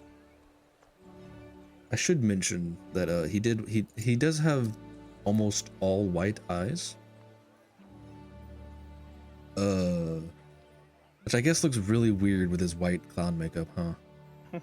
Yeah. Anyway, it kind of plays into it because once he says, I can certainly think of a few, you do actually see the iris, I believe, yeah, the iris of his eye suddenly appear glowing yellow. We have our magician currently on stage. His name is...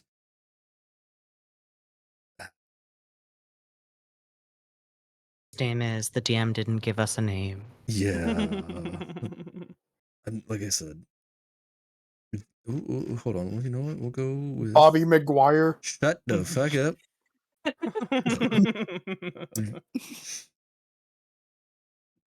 The goat. Okay. How do He's the goat. Not the goat. Fuck it. We'll just go typical. The magnificent Gaspar of the ghoulish delight. We have our strong man, whose name is also really random. Mateo. He is currently performing for a group of children. You have myself. They call me Spade. There's the shooting gallery with Locks.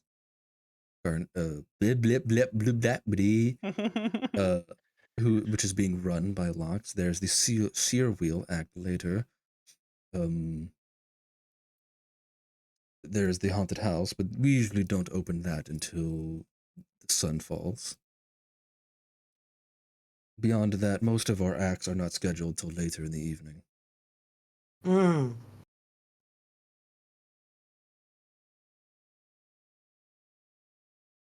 Have Well, any look of like your at this acts seer. called in sick today? Actually, today is one of the first days in a while we have not had someone call in sick. Is there a reason why you're asking? Wait, Oh, no. don't tell me. He kind of takes off the glove of his hand and offers, kind of puts his hand out for you to like put yours into his. He would look at him with suspicion. Oh, come on. It's just a little bit of fun. He just shoves his hands in his pockets. Mr. DM, sir, do I know what he is trying to do? I will let you roll insight. I'm gonna roll insight as well. It's not necessarily like obvious unless you're familiar with like kind of what he does. While they're rolling insight, can I 18. reach out? Yes, you can. Theodore, what's your insight? It's only a +2. I'll willingly give myself disadvantage since I probably wouldn't know what he's doing. That is a 6 from me. Apocrypho, you can probably gauge by his range demeanor and the fact that he seemingly seemed to radiate magic from his eyes for a moment. Right as Noriko puts their hand into his and his glowing yellow eyes once again reappear, he is essentially a what's the word? Palm reader, where he can like read the future kind of thing. And he takes Noriko's hand in his. You're here to investigate the sickness. It's about time they sent someone. We've been making complaints for weeks. And he puts his glove back on. What makes you say that? what makes him say, well, my dear, that's my whole gig. I can Hmm. read thoughts, see the future, the past. The world is malleable before me. Okay, but why did they call you Spade? Why do you think? Because his Yeah, knowledge but it comes in doesn't. spades. He Oh, I he got he you. gives a nice little golf clap. All right, That, fair enough. and it's just a simple name. I am one of the 4 suits around here. You can find the other diamond, diamond, hearts, and what's the other one? Clubs. Clubs. Clubs. It was right. Okay. Yeah, Yeah. you're right. You can find the others diamond club and hearts around the establishment as well. We Do you are all do the sort same of thing? no. We all have different acts. Hmm. We are So sort of you've like the princes of the theater in a way. you've Ooh. been complaining for weeks, or sending for someone for weeks to try and solve this. Has this been Yeah. Which going on for that amount of time, or has it been going on longer? Well, I which would guild have you been sending these complaints to? That as well. none of the major guilds particularly did it again. Because we'd like to avoid their involvement, but we have sent word to the Church of None, which is what was going to lead me into the fact that I had almost forgotten that you are actually not the first to send aid. Madame Kaufman sent for a cleric several days ago, and since he's arrived, the cases have diminished severely. And where is this cleric residing currently? In a tent beside our madam's own. Oh, Hmm. I could lead you maybe there if you'd like. perhaps. Yes, please. Hmm. I will let Madame Kaufman know that she is to expect guests. Ed, you can see his eyes kind of light up again.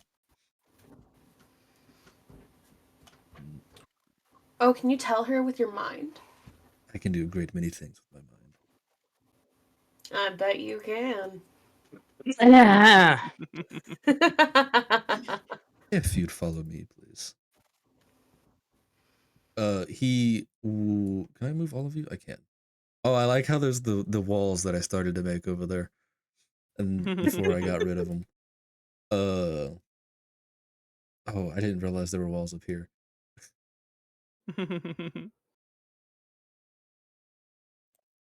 He takes you past the kind of main tent, as you can see as you walk past the kind of behind the scenes a little bit. You do see several other clowns and performers getting ready to like do their jobs, or like, and or just kind of making sure that nothing's gonna break. Uh, Before he brings you to these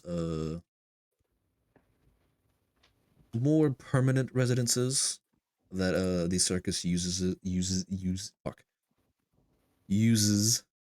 Um, you've seen a few of them. You probably get the idea that they may not have originally been owned by the circus, but they have signs and food stalls on them now. I don't have a scene for this, I'm gonna be honest, but he does bring you into this orange roofed house, and when he enters, he opens the door for you and allows you to enter on your own. He does not follow you. The room in here is very much eccentric, we shall say. While not naturally a tent, several kind of drapes and blankets, we'll say, are kind of hung around the wall and ceiling to kind of give it that feeling of a tent, and there are what are they called? I can't remember. The things that you sit at and like have a mirror for like your makeup and stuff. vanity Vanity. table. Vanities, thank you. Mm-hmm. There is a vanity or two laid out around the room, and the entire like floor is just completely open. There are chests, a kind of more, I want to say a hammock, but like a little bit more permanent bed kind of thing, but definitely something that can be moved easily and quickly. And the whole place is just kept with this nice little dim purple light spell throughout the whole room. So while there are no candles or anything, there is magical light lighting up the whole area. And from a room in the back, or a door in the back, I should say, enters Miss or Madam Kaufman, who is an Anakim of significant stature. Think like, and I might get a cringe or two from the audience. The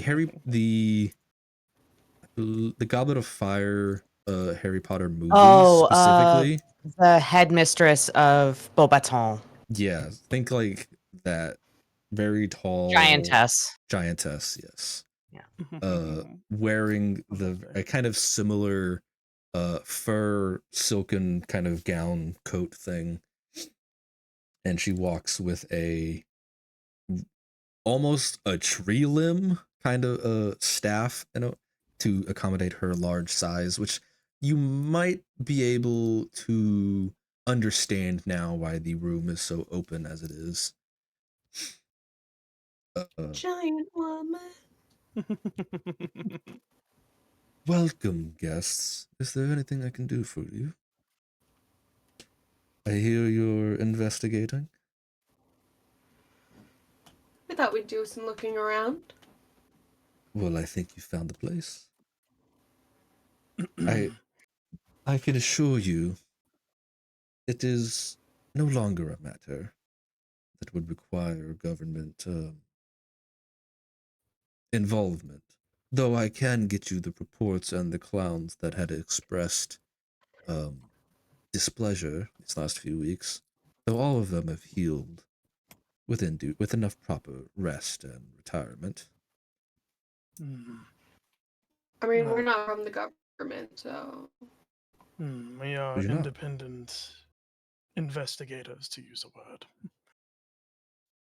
I suppose that makes things a little bit more casual. There was enough of a concern that we were reached out to inquire upon anything we could do to help or any information that you could give us in order to make sure this kind of problem doesn't happen again. Of course.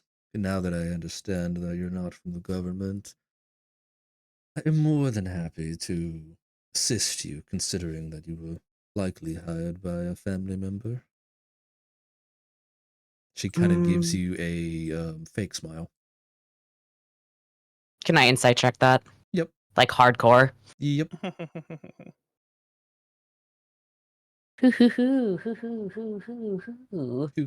you? All right. What's that number gonna be? I'm just gonna put you on top of the building. Thanks. This is what we do. All maps that we have seen, except for the map of Dakir, obviously, all maps for tonight, and I meant to make a kind of like thing for it, but all maps that we'd be using for tonight and probably most of the future are done by Shay and Peku, I'm pretty sure is their pronunciation. They make a lot of battle maps and scenes because I'm terrible at it and they're good and I like them. So can you remind me what Jack of all trades does? Lets you add half your proficiency to any role, any ability or skill that you are not already proficient in. So that's right a now you'd have +1. 22. with a 22 insight, she's kind of trying to put on an air of what's the word? Why did the music stop? And noticed that too. Play? Authority. There we go. She's trying to put on this kind of air of feigning ignorance. She understands that while you may be private investigators, there's still the real possibility that you were a private investigator hired by the government. So she's trying to kind of placate you without seeming standoffish.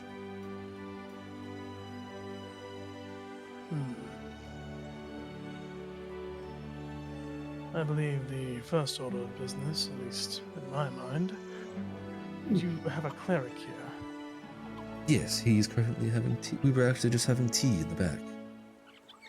He is getting ready to leave, considering his job here is done. Oh, well, we would very much like to speak with him if possible. By all means.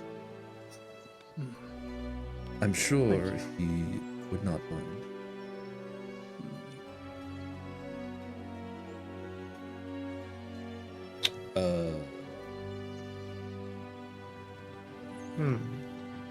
Is there anything else? Madam Kaufman, Yes. are you sure everything is going well? Well, let's go You- now. But before, were there concerns? You've never seen sickness like this before? In any of the other establishments that you've taken your circus to? It must have been rather severe to call a cleric in, after all. Well, we are a mostly permanent circus within the bounds of the gear, so we are not familiar with the kind of illnesses that other places get. Though I was so worried because it had seemingly come out of nowhere. Affected quite, what's the word? Suddenly, and just as suddenly disappeared. If you'd like a list of names of the affected performers, I could give you one. You could have their first-hand accounts. I, personally, never got sick. That would be lovely, actually. She... Don't mind. What's up? If you don't mind, you totally I- take it. I will get one made while you have correspondence. While you have tea with the cleric, if you still wish to. Of course. Thank you for your time. Well, as they say. That's really dumb and doesn't make sense. What? Plenty of it until the show starts. Ah, I hit myself. She leads you into the room that she had exited from, and even though the house is kind of modified to accommodate her size, she does still have to duck underneath the doorway. And when this door is opened, a quite insane amount of perfume and incense, I should say, hits your nose, almost like a wall. It is very much the same decor in this room, though a bit more kind of comfier. Same rugs and ottomans and a, shall we say, proper four-post bed is also found against the back wall. You can see sitting at a table by a window, which has quite elegant purple drapery spread across it. You get the sense that maybe this woman's favorite color is purple. There is a hooded cleric of the Church of None, which is a sort of non-official official organization that is sort of a refuge for all things spiritual. Aslan and Dakir especially is not one that is particularly religious, but there are those that find solace within a higher power, and the Church of None offers them solace from society most of the time. The cleric is garbed from head to toe in a white robe with a black sort of I don't remember what they call it. It's not a tabard, but kind of like that sort of garment that is over his head and in front of his chest and body. I don't think it's a tabard. It might be. Denoting kind of his... Go on. Sorry, go ahead. I was just saying, like, he's... That's one of your legs. I didn't quite understand that. Don't worry about it. Okay. He has some sort of vestment that makes him look priestly. Though, you can sort of see that he does have a iron or silver mask that he is wearing. The quick of eye of you might notice that as soon as he saw you enter, he actually picked up the mask off the table and kind of put it back over his face. He is wearing wraps and linens and gloves around his arms and hands as well. Basically, there's not a single bit of skin you can see on this man.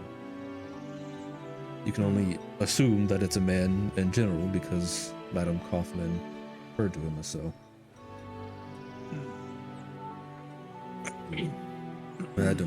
Madam Kaufman, you didn't tell me we'd be having guests. Well, they're just here from the government to ask you a few questions. I will let you enjoy your tea while I procure the list that you wish. And she leaves you, the four of you, in the room with him as he places his tea down, and she closes the door behind her as she leaves. Hello there, I am Theodore Magnus, and we'd like to ask you a couple of questions about the recent outbreak that seems to have happened at this circus.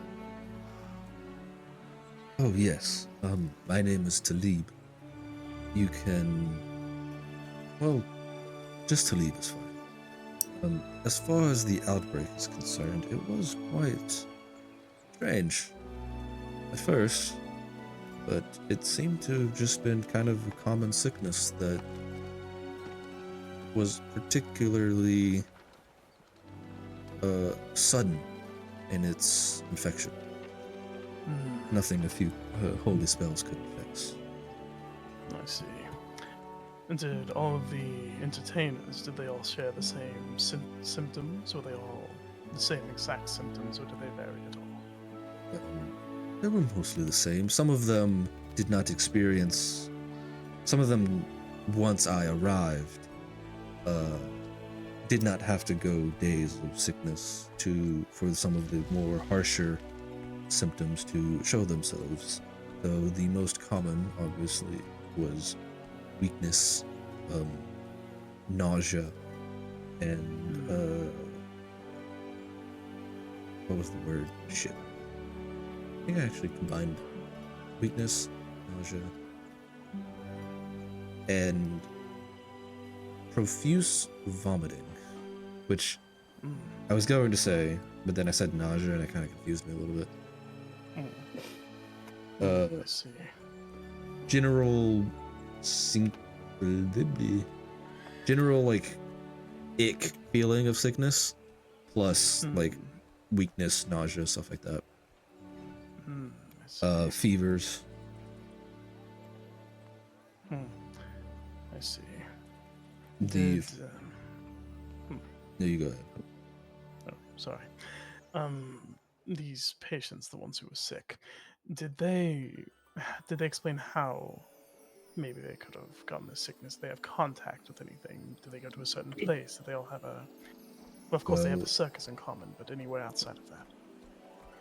Personally, it seemed that for each person I treated, someone they had contact with grew sick the next day, so it spread quite fast. But once I had sort of caught up with it, I think we were able to stop the spread with enough remove diseases. I see.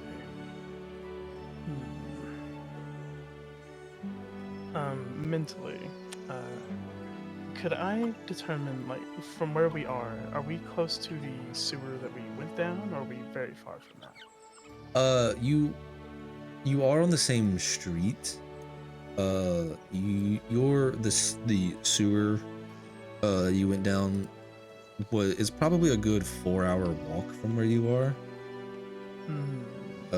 Straight north, it is the kind of entry point that you entered from, which due to the way that Dakir is essentially built on more or less floating platforms in the lake, extensive sewer tunnels aren't really a viable option.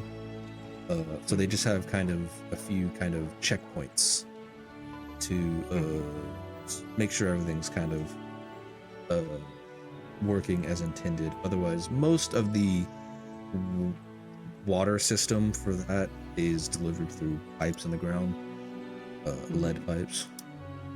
Totally. I was about to ask, I was actually going to ask about the waterway situation. Are the waterways connected? Like in each district, like do they all share the same waterway, or are they like subdivided? You know, they share the same waterways. The canals are built in such a way that basically every block sort of has a canal with it, kind of attached to it. But there are main canals which are like used for transportation and trade, which generally run along the main roads. These can be for kind of visualization purposes, can be as wide as like a four-lane highway. And then you have the more kind of smaller, more natural canals that could probably only fit maybe 2 gondoliers at a time width-wise. Okay. And then as far as another way that the water is transported into the city mostly is by aqueduct along the main roads of the 3 main kind of entries into the city, and then they are dispersed via pipe and stuff like that to individual blocks, more or less. All right. So the sickness was cured rather easily, or did it require high-level magics, you were saying? Oh, well, I'm not capable of such impressive miracles, but it was, after a few days, easily maintained, we shall say. I see. There was a limit to my natural resource, my personal resources, though that is where my order kind of comes in. He kind of pulls out a clay jar, a kind of white milky cream. This is a kind of special oil that, while my order does not produce it specifically. We do pride ourselves on having some. It is sort of a cure-all in a way. Just rub it on your chest and you're good to go. Is it Vicks Vapor Rub? That's where my mind went to. While not intentionally going for that, I saw the opportunity and went for it. Do I have a... By the way, I haven't even gone too far into the room. I'm by the door. Do you have a concept of what this product would be? Yeah, it's a fairly common product. A little bit on the expensive side, but nothing so expensive that it's unobtainable. It is kind of referred to as oil of the golden bird, or just kind of rocks ointment amongst particularly maybe more casual individuals. It is So casual. yeah. I mean, I don't know. It's like a brand, not like a brand name, like Band-Aid. I don't know. Which I guess is a brand name, but you know what I mean. A colloquial term. Yes, colloquial. I couldn't think of the word. Okay. Yeah. Is it like a holistic thing or like a magical substance? The magical nature of the ointment is a little debated. You can buy magical and non-magical versions. The magical versions are a bit more rare and more expensive, while the more holistic versions are a lot more easily obtainable, though sometimes have dubious effectiveness. Placebo.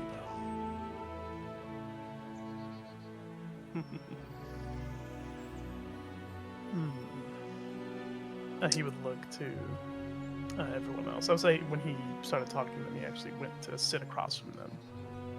I would say probably everyone but Noriko could recognize that this is a higher quality bullet, given your magical inclinations. Yeah. Oh yeah, it looks like oil.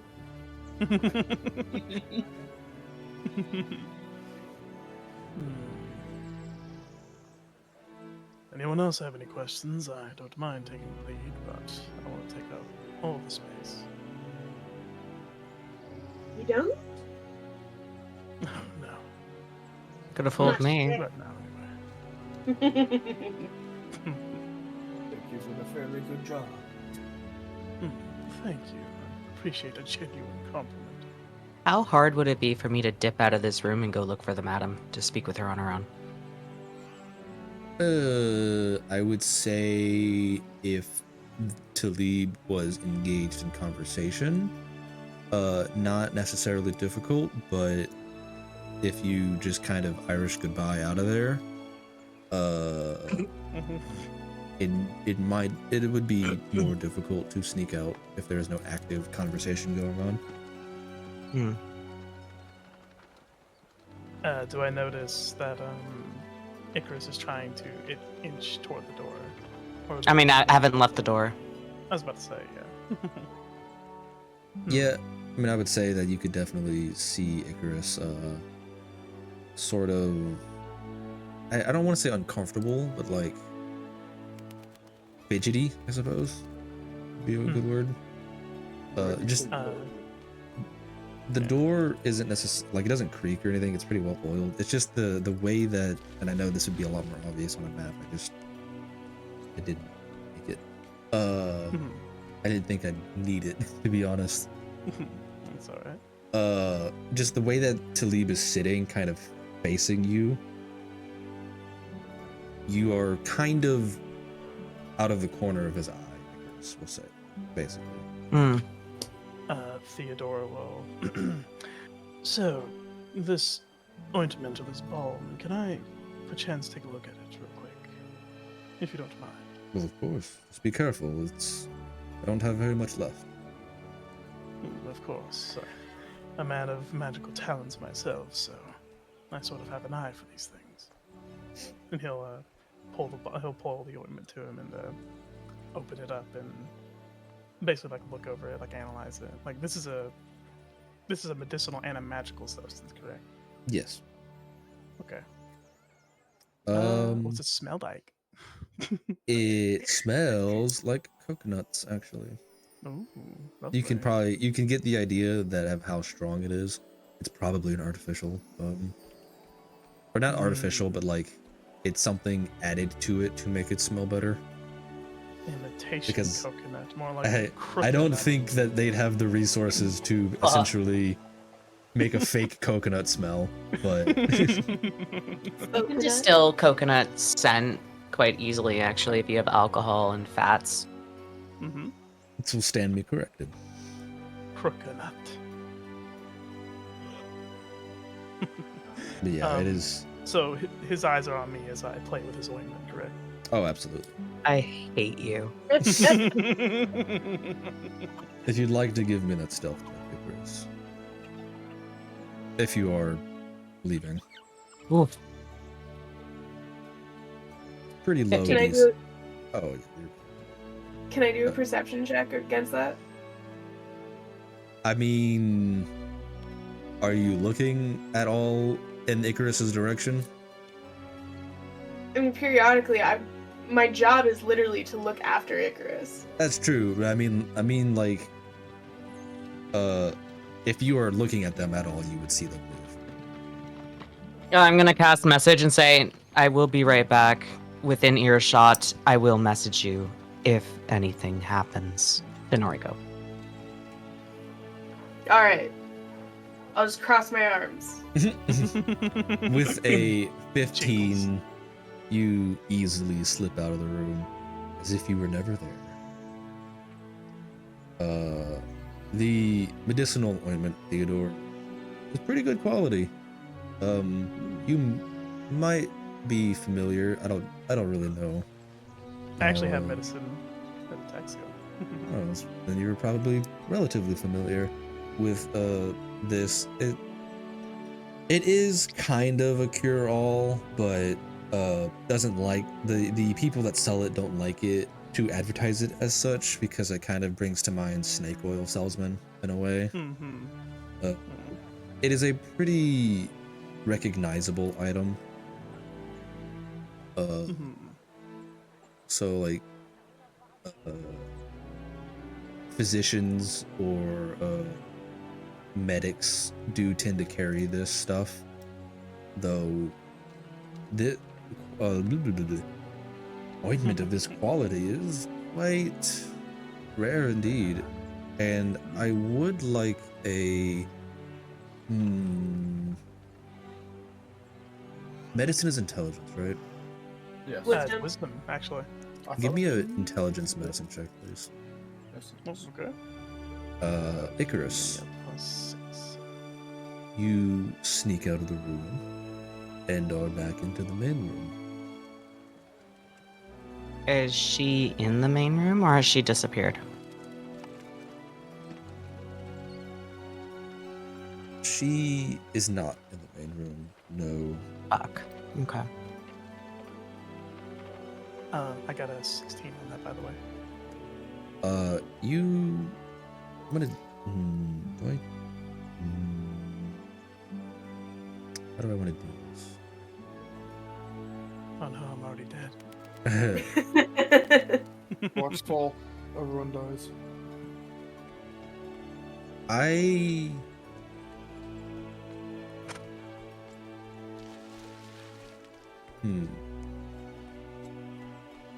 Yeah, I'm gonna DM you something. Oh no. Yay.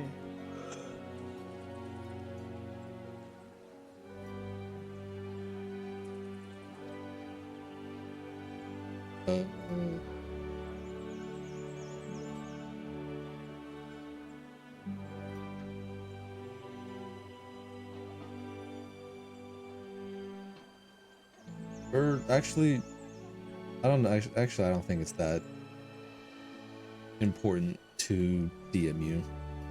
I don't think it's that secretive information, honestly. There is a slight bit of crystallization kind of around the edges of the ointment along the where it contacts the jar.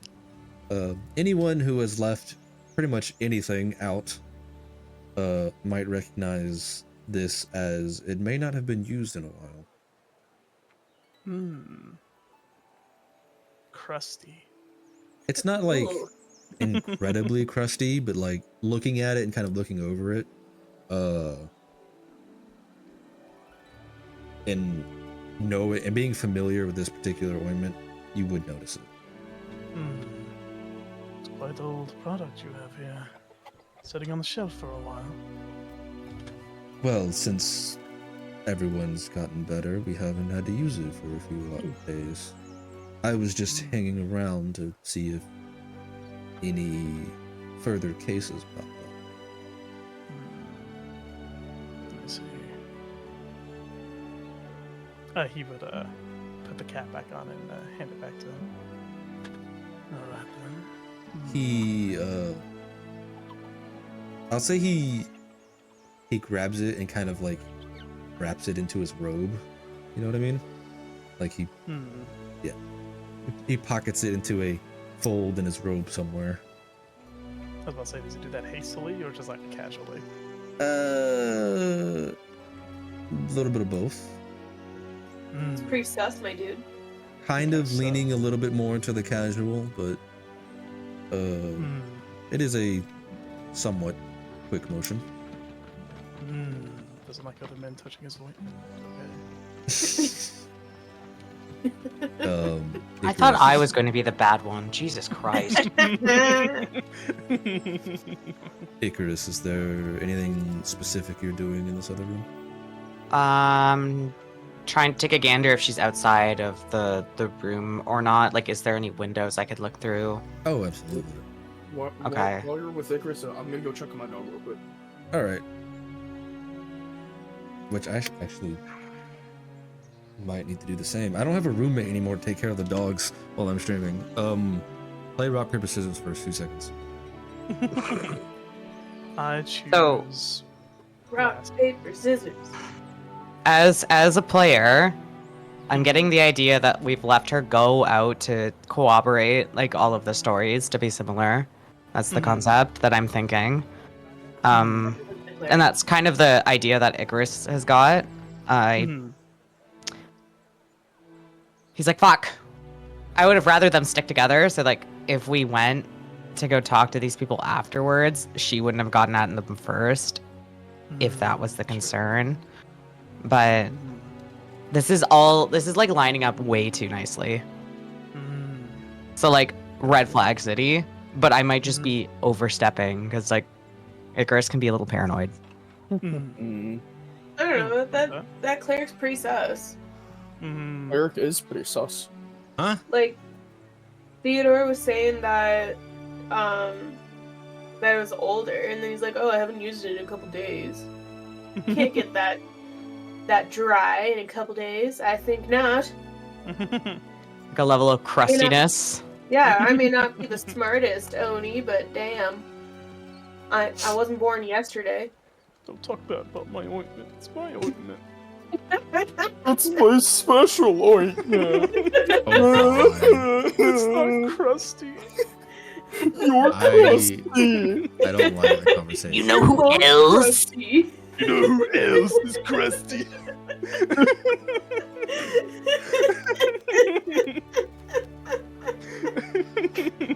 Anyway,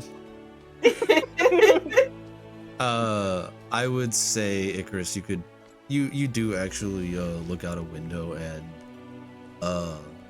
you actually do spot Madame Kaufman.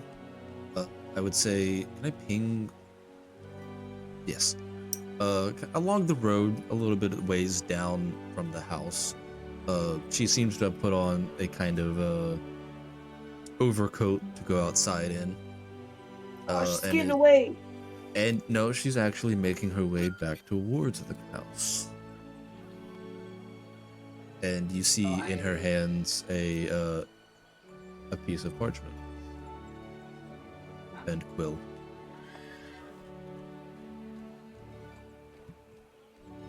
So I'm gonna. Ooh, maybe Madam Kaufman's getting conned.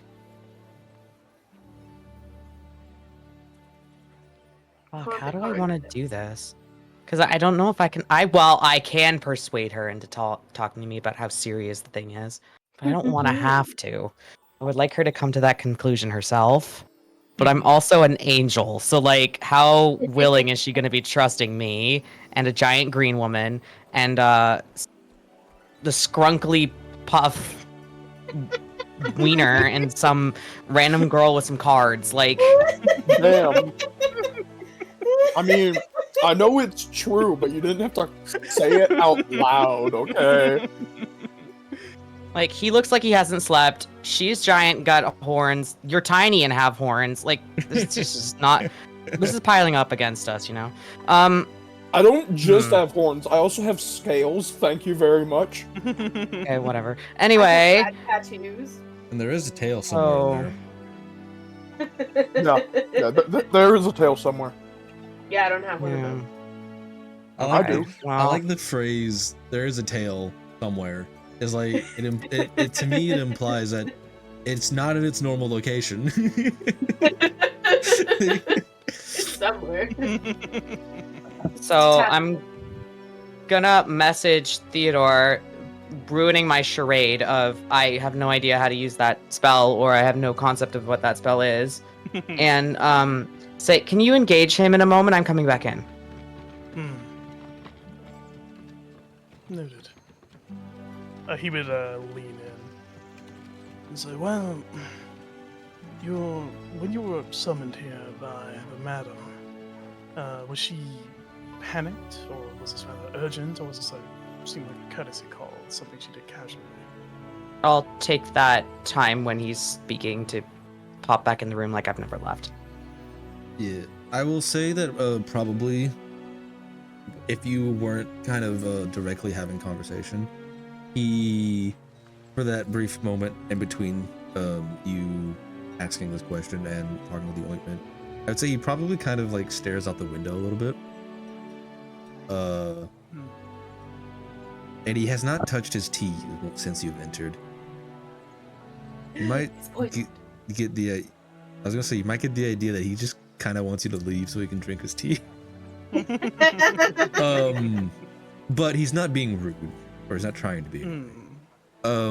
Once you start speaking to him and Icarus easily enters the room,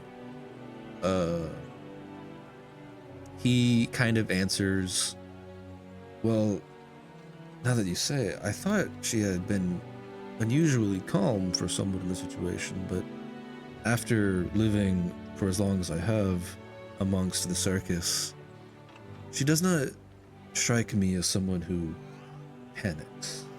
She's quite calm under pressure, it would seem.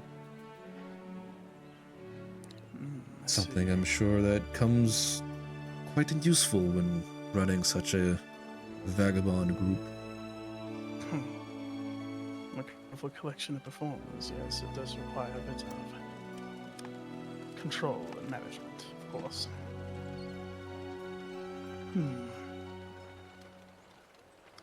Would you say that your apologies, I'm putting my thoughts together as I talk. Anyone else have any questions? Again, I don't want to hog the spotlight here. As much as I love it, trust me.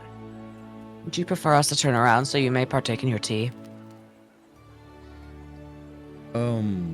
I don't think that will be necessary.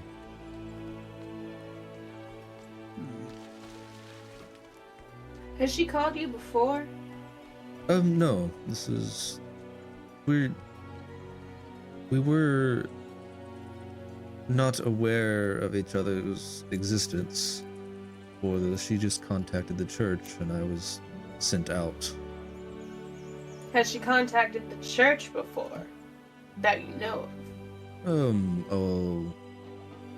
Not that I know of, no. kind of more of a wandering pilgrim in a way. I don't spend much time at the church itself. So they just randomly sent you? Well, they sent me the urge to say pigeon.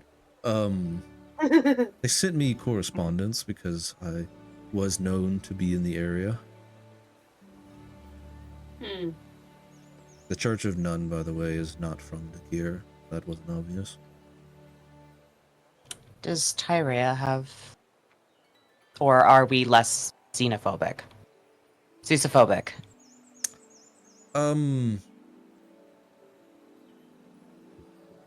I would say that Tyrea does kind of have its own kind of old gods pantheon.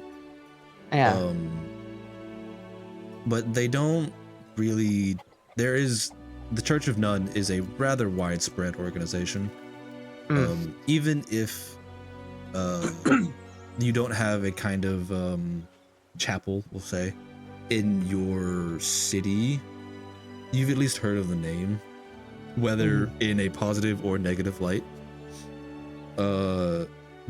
Tyrea would have some chapters, I would probably think. And as a family that privately is religious, what would do you think I would have what kind of error do you think my family would have about the Church of None? Within Tyrea's borders specifically, the Church of None, I would say, is probably a little bit more of a humanitarian kind of effort. They're like Red Crossy. Yeah, they're less religious kind of asylum in Tyrea because they're a little bit more a little bit less xenophobic. You got me saying it now. Zeusophobic. Zeusophobic, yeah, sorry. Than the rest of the country, the rest of the continent. So they don't have as much of a need to operate in that capacity. So I would say you probably know of their other branches. Like, you would know that Tyrea's branches of the Order of the Church of None are less religious focused, but you would know that in other places, especially living in Takir for as long as you have,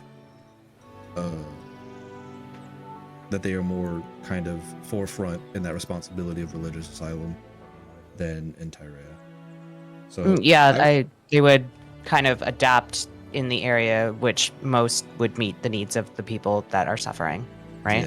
Yeah. I would say your family probably has some relation to the Church of None, though less on a religious side.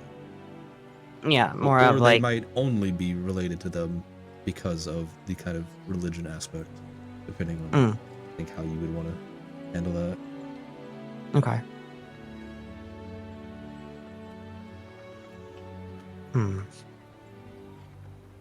I fucking 4 pages of notes, guys. Nice. I will have you know that is more notes than the entire campaign of my IRL table. I think that's more notes than any of us have taken at That's the what I'm IRL saying. table combined. That's what I'm saying. You have taken more notes in this one session than you have in the last 5 years of my IRL table. Yeah. Remember what I did for our last table together and how I built out like a directory. I remember. Okay? I remember. It is probably after that kind of I would say more awkward exchange. Wait, shush. You lay down over there. More awkward exchange of him saying, I don't think that'll be necessary. Is when Madame Kaufman enters the room and kind of makes her presence known. Come here. You want to come?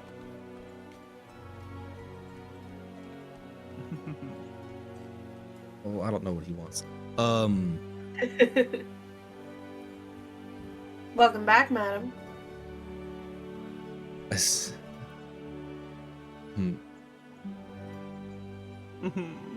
I will let the dog go.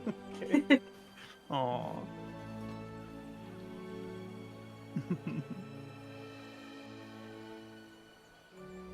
I'm developing theories. They're churning in my brain like butter, but we need more stuff first. Soon. So, Yeah, this is getting a little like. Ooh. Ah. All right. Sorry about that. Intrigue. She probably gives you a kind of a nice, once again, probably fake smile, and just kind of charmed.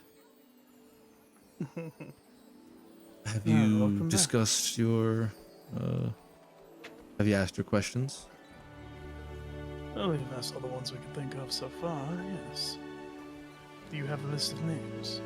I had to go around and ask a few people. I couldn't remember all of them, but yes, I have procured your list if you'd like to speak with them. Thank you. She hands probably whoever's closest or whoever reaches out a hand a single sheet of parchment that has a list of 16 names, most of which are kind of stage names, but there are some that are like the stage name and then also the like actual name. Numbering amongst this list are obviously Locks. I forget what her character's name was, but Squiggles. A name who I am currently blanking on. I remember her last name was Lilitu. I don't remember her first name. It's Tay's character. Yes, I believe it's actually at Azrael, maybe? Lilitu. And then two names that you might recognize being Heart and Diamond.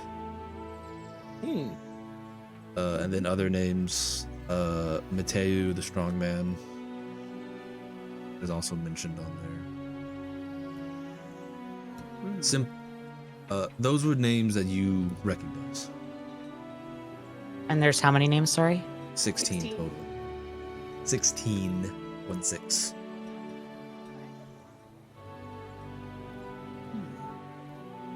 Yeah, I believe the name is Azrael Lilitu. Well, we're quite lucky it only spread to the 16 of your performers instead of the whole circus. Luckily, Not Talib disastrous. here was capable of stopping it before it got any further.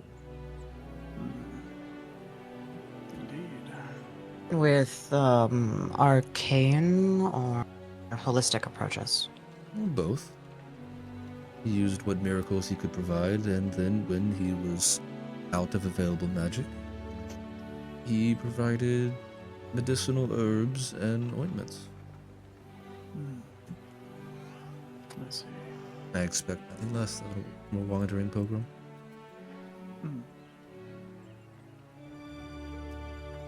Well, do we have any more questions for the madam and her holy guest? No, I'm good. I do not believe so. You look dangerous. No. Alright, once again, thank you for your time. We'll do our best to piece together what happened and if it can be prevented in the future. Thank you. Thank you. And then Madam Talib will audibly, thank you. Whereas Madam Kaufman just kind of steps out of your way and gives you a nice fake smile. So fake, I can tell with an inside check. Like it Eh, just yeah. slowly goes just on one her of the- face and it cracks. It's just one of those smiles that seems like overly nice, you know? Ah, the over-the-counter smile. Sure.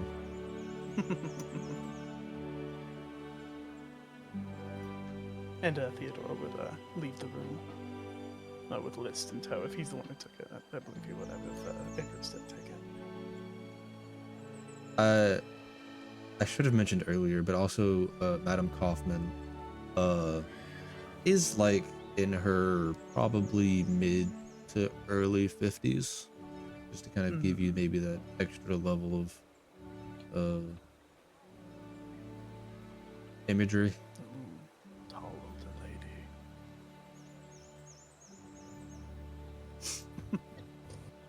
Theodore would step out of the home. Is Club still there?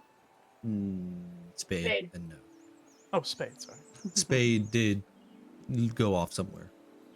Okay. Even when Icarus went and checked the window, they did not see Spade anywhere around. Though if you want him to be there, he certainly can be. I mean that Yeah, both as a DM and in the world, because if you want him to be there, he would know. All right. No, he would just step out and lead everyone else out. They're coming and shut the door behind them. Well, it was certainly more awkward than I thought it would be. I think we should find Spade. He clearly cared more about all of this than either of those two. No, I think she cared. Huh? Noriko. What? She doesn't have a fucking clue who the hell you are. Why would she tell you about the inner workings of her life? Because her people were sick? Yes, but that doesn't mean that she doesn't believe that we're not from the government. We didn't tell her who we were employed by or why we had come around. We were quite honest and open with her, which might put her more on her guard.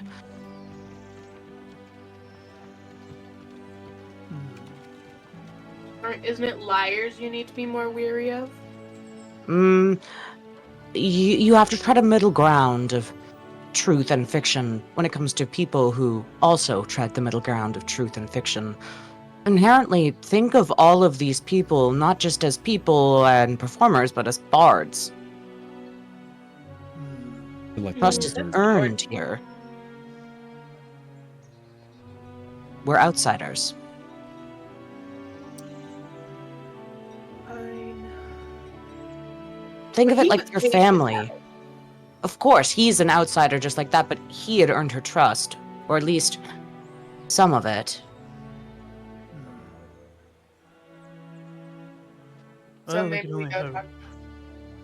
No, you go. Sorry. We can only hope we can earn her trust just as well. You were saying? Maybe we go talk to her people. Seems like the best idea, but he would like to Chris. You stepped out for a moment, and you wanted me to distract him when you came in. What were you doing? I wanted to see if she was either in the other room listening to us, or she had gone off to corroborate her story with the other performers in her actoring family. They're a semi-permanent fixture. So if these acts have been with her for quite some time, that means they're close, or at least have some sort of context to understanding when to keep their mouths shut and to go along with the story. They don't want to be kicked out of the place that they call home.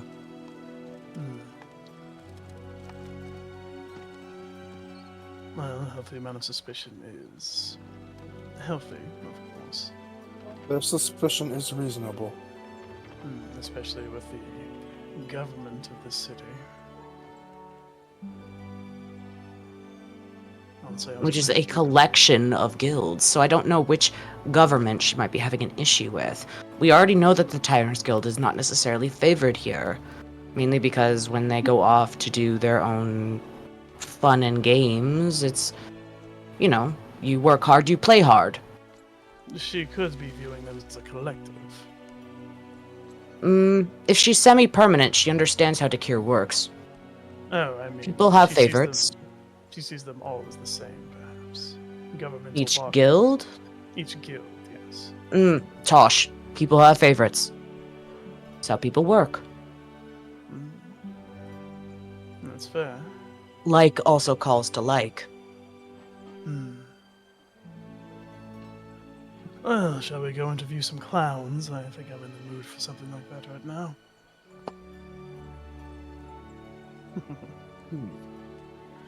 Mm, But on the way over, how about we have some pleasant conversation? Apocrypha, what did you mean by the magician was boring? His performance is stale. It's simply a mix of sleight of hand and regular magic. Nothing too intriguing. Maybe We not could to you. tell that at a glance. Oh, of course. Hmm. I mean, one doesn't get this good at card games without being able to tell things like that. So you're saying you Could do outdo that, the but- magician? Yeah, you can do better. Oh, I'm not saying I could do better. I'm just saying that his performance is stale and boring. I have seen much better. Fair enough. Fair enough. I'm sure. Oh, I'm and- sure my master could do better if he were still alive. Well, when a master baker and an amateur baker bring 2 cakes to a party, the person who likes cake is just going to see 2 cakes. So, at least you have an eye for it. Yes. I was never much into sleight of hand. I have to Trickery. keep out an eye for it every time that I play.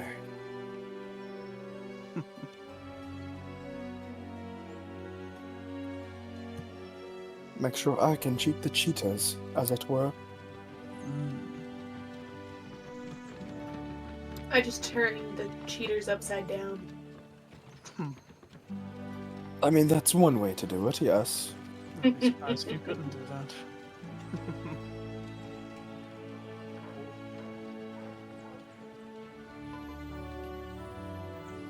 We're going to go look at clowns now, right?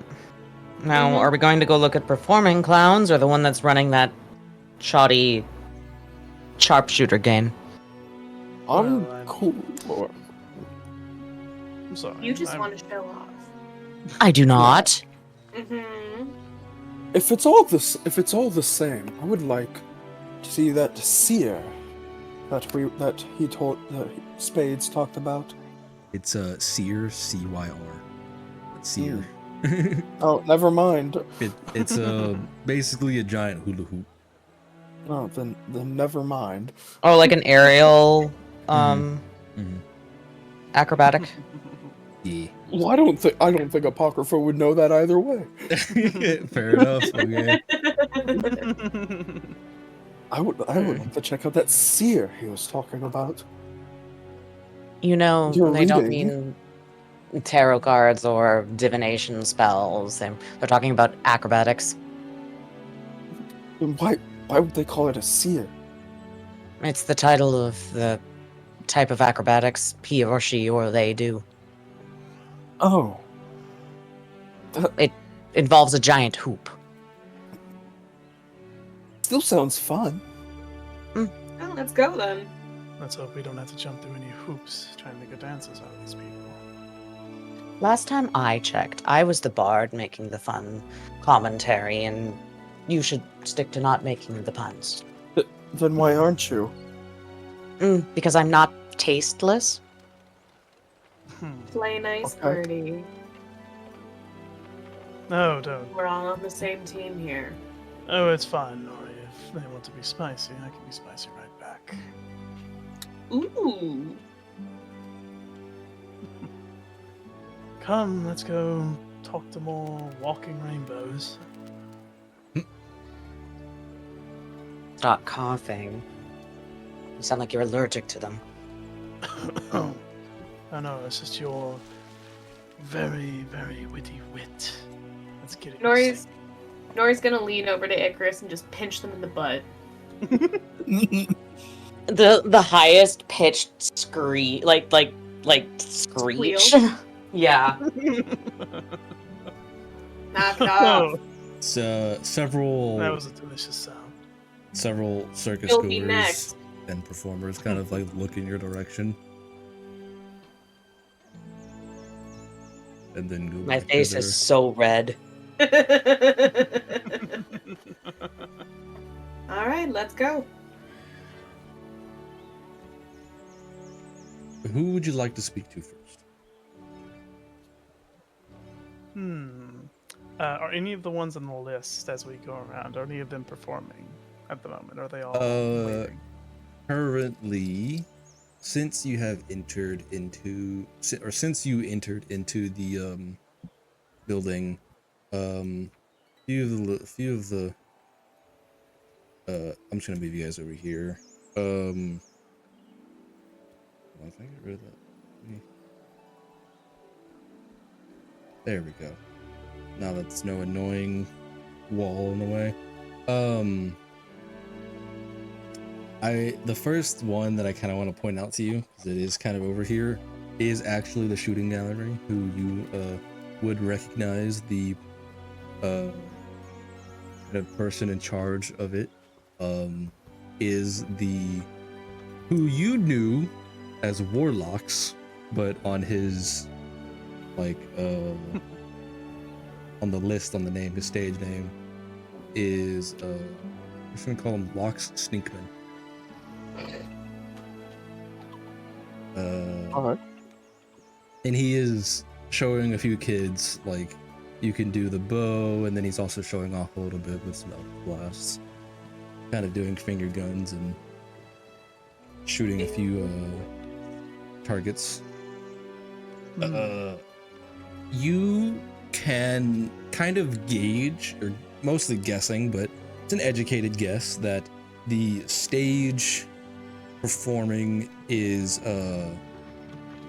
the clown known as Heart, because there are several kind of heart motifs and banners on stage now. The magician from before has moved on. You can get the idea that this is kind of sort of a practice show that is being put on for anyone who comes to the show this early, more or less.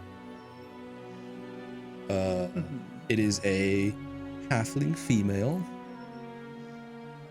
with a quite crazy mess of red hair that is doing a sort of interpretive dance, sort of gymnastics routine.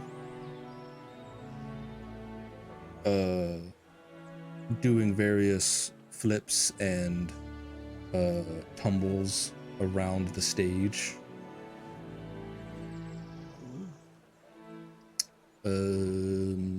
That's the main stage.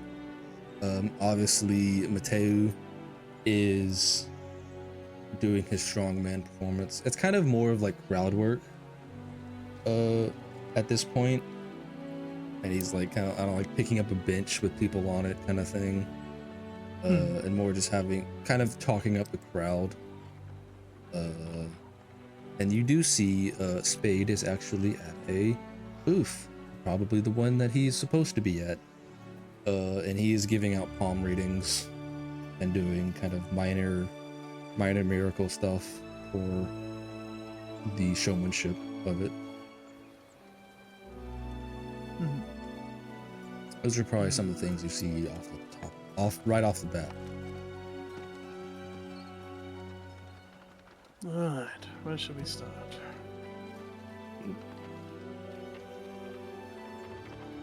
Well, since the shooting gallery seems to be right here, why don't we do that? That seems fair. Alright. Azazel, that was her name. Azazel Alitu. I'm so glad it came to you in the end. It did. I'm so glad you remembered. Yep.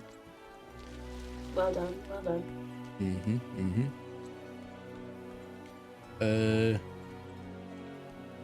I guess I'll go ahead and move you guys down. I guess it's not really obvious where the acts are being performed. This is why I wish I had tokens, but I didn't have tokens. Right here is where I plan to have the shooting gallery, and it is. If you've ever been it's less of like how we would think of a shooting gallery because we have, you know, like BBs and stuff like that now. And it's kind of long, straight corridors of varying lengths, with, you know, like a hay stack or a hay wheel, I guess, a hay bale in the shape of a wheel that is used for the target practice. And you get the idea from Lox's monologuing and speaking. I mean, it's also doesn't take a genius to figure out that if you get it in the center, the better prize you get. And the longer the distance you shoot from, also the better prize. And they do have quite tall, sort of like fence area down this kind of alleyway is kind of what it is, so as to prevent arrows from flying astray. And there is a kind of cork gun for novelty, though it is, from your watching, it is incapable of shooting past the first target, and is more for shooting kind of I want to say, we'll say kind of like paper mache cups in a way, like something that is light but sturdy enough to stand on its own. I'm unfamiliar with material that would fill that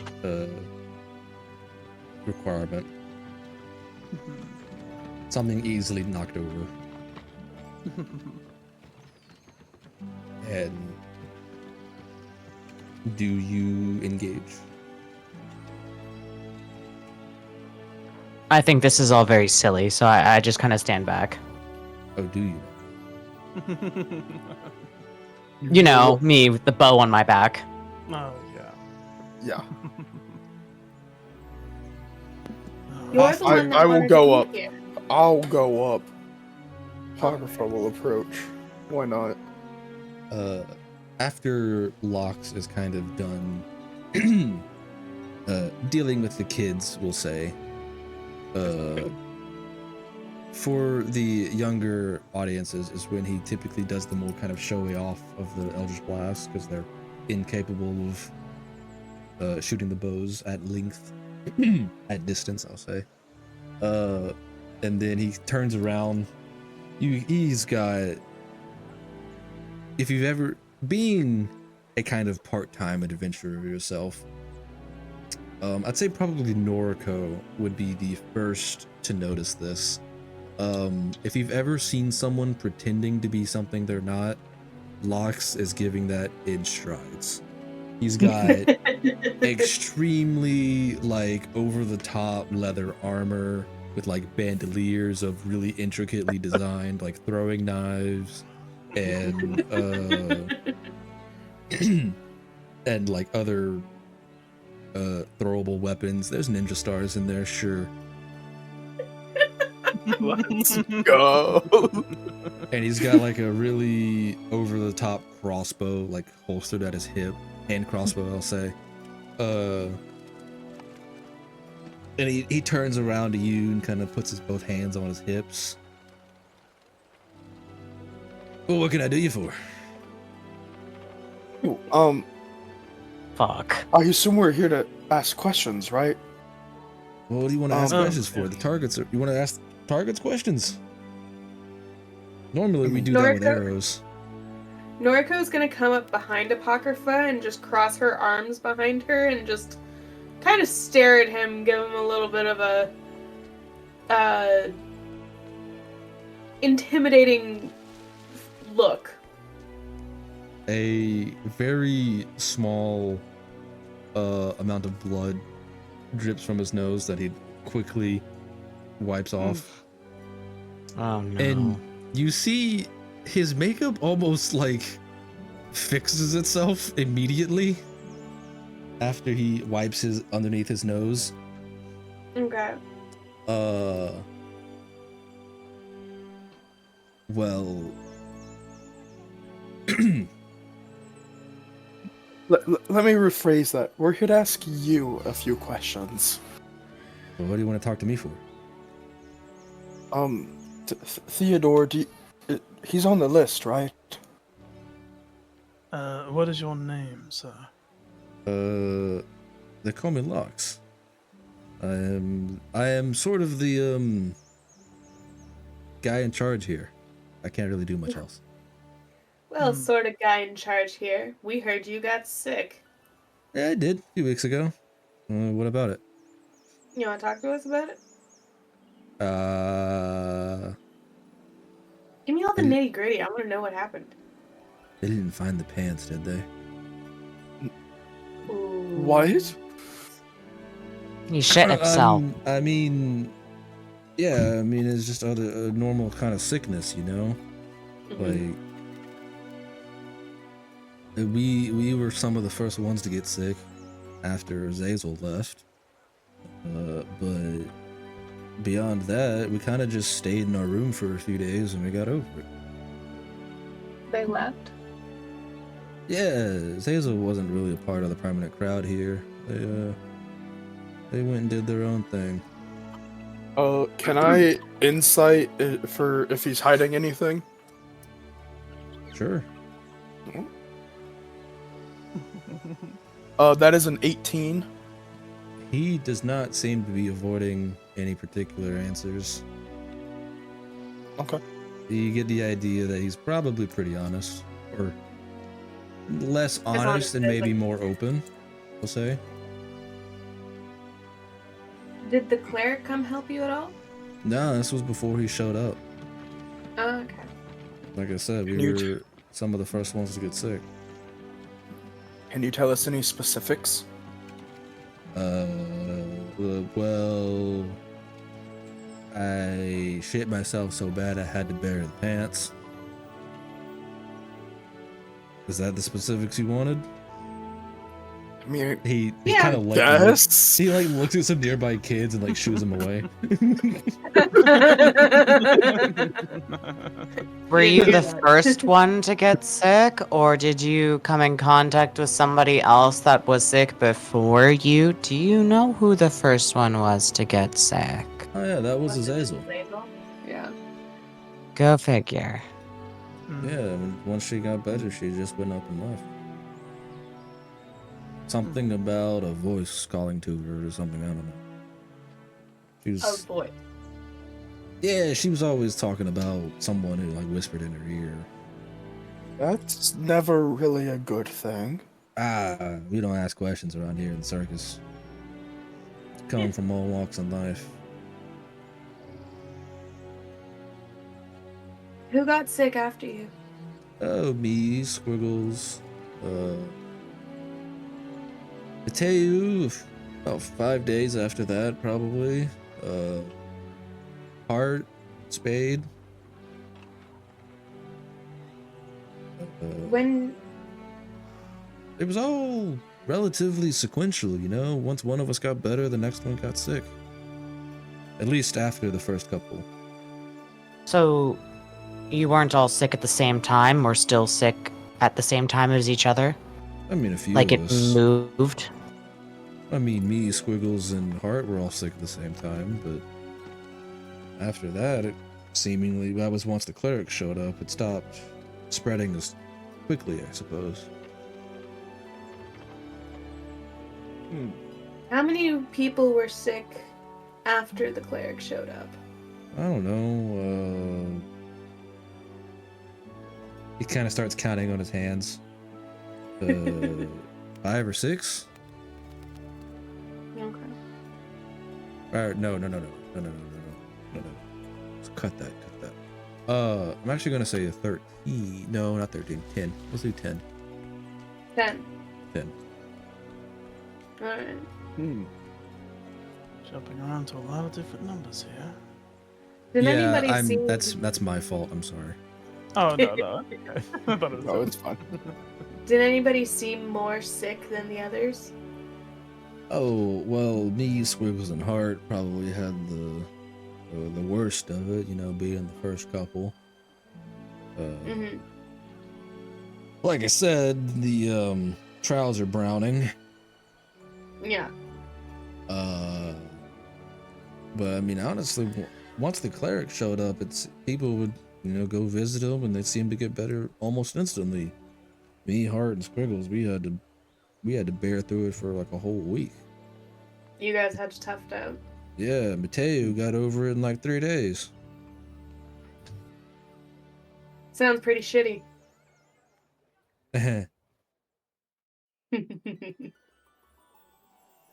Alright. Well, thank you. You didn't happen to eat anything weird when Azazel got here? Like anything you wouldn't normally eat? Define weird. I don't know. Multicolored when it shouldn't be. Moldy. Oh no. I mean, I have what they call an iron stomach, but I don't tend to eat things that'll intentionally ruin the delicate ecosystem. Fair enough. Hey, Mr. Fancy Pants, you fancy a shot at the target over here? What's the highest Oh. price? Oh, we don't typically give out gold, but I could if you beat our record. Could give you, and he pulls out pulls out his holstered hand crossbow. My baby, if you Ew. do beat the record.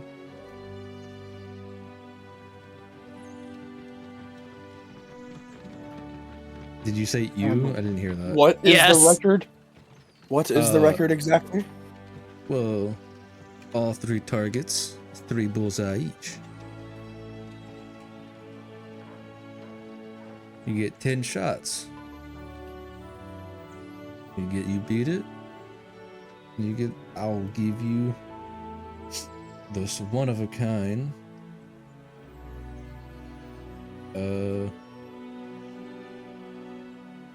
What do I want to call this? I want to make it extremely dumb sound. Call it the Hot Shot 9000. Really? I got it from a trader from Baraku. Said it was the legendary crossbow that shot out a warlord's eye. I feel like I'm going more and more southern with this Gare voice. Oh no.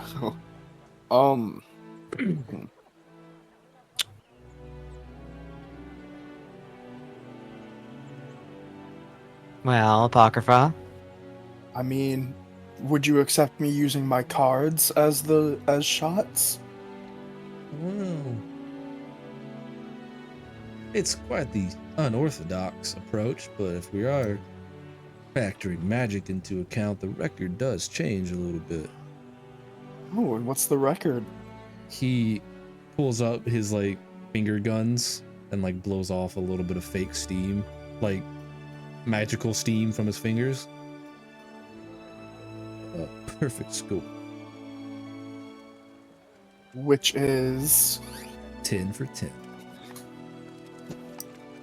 very well. I'm gonna draw 10 cards. All right.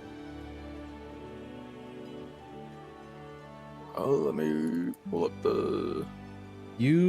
Okay, so how I'm gonna do this is you will make attack rolls against each target, with each target having its own kind of AC, and depending on the number of value you get, will be like a bullseye kind of thing. The first target will be pretty easy.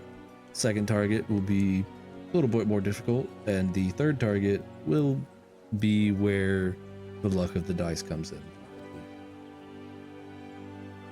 No. I've never been one to claim accuracy for this, but I can do my best. I will I will cast card throw.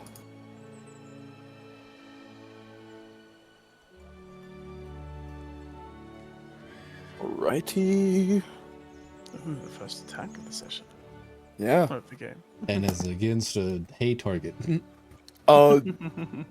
It's a nat 20 Oh, All right. nice. for a 28. I will go ahead and allow that. So you do have to hit like 10 attacks or whatever. Yeah. I will count that as 2 bullseyes. Oh. Nice. All right. So you have Next one. you have 2 Oh, sorry. bullseyes on the first target. Okay. And that was just one shot, right? We'll say it was 1 attack roll, but you threw 2 cards. Okay. Next one. Ooh, that's a 16. This is on the first target. Yeah, I guess so. Yeah. You have your 3rd bullseye on the first target. All right. Locks kind of like gives it. I don't know if the mic picked that up. Does Yeah. whistle and kind of gestures you onto the second lane. Yeah. I'm gonna take my aim. Ooh, nope. That is a hard miss. What'd you get? That is the complete opposite of a nat 20. With a natural 1, I might say.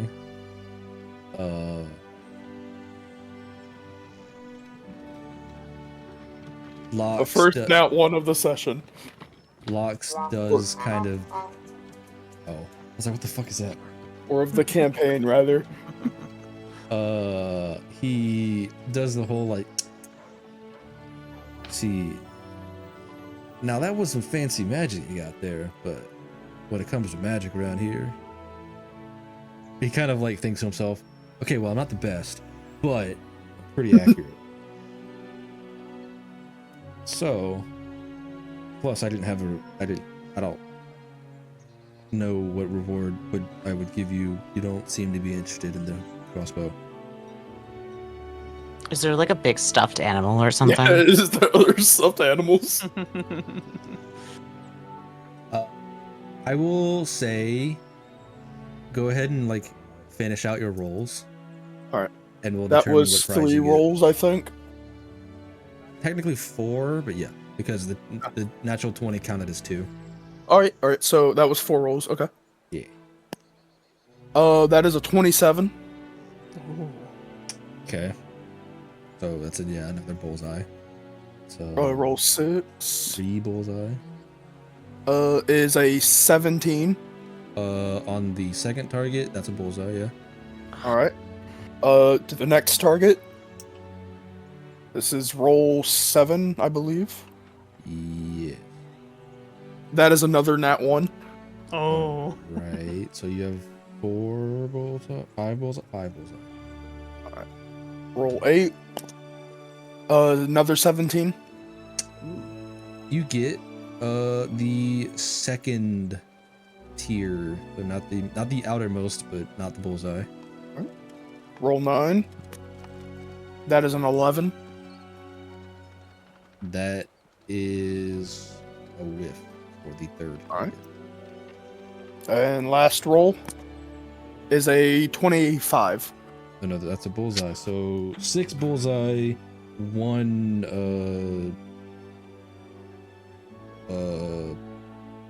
middle One pick, almost we'll say. bullseye. Yeah. Yeah, that gets you the I'll say 3rd tier of prize, because that is over half the targets, the bullseye.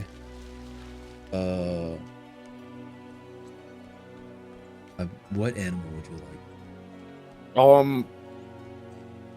It doesn't matter. Icarus, what animal would you like?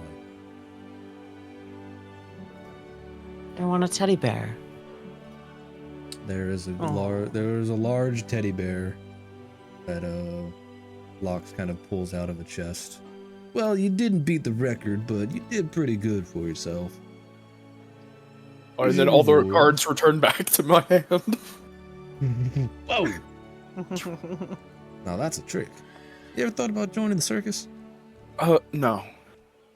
Well, fair play. You know, a lot of us around here, we tend to accept anyone. As long as you don't have a criminal past. You don't have a criminal past, do you? No. Alright. Anyone else want to play? Or... Oh, does he give me the teddy bear?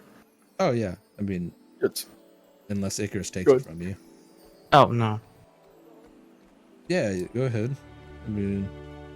I won. Something. This is a teddy bear about as probably as big as your torso. Oh, good job. It's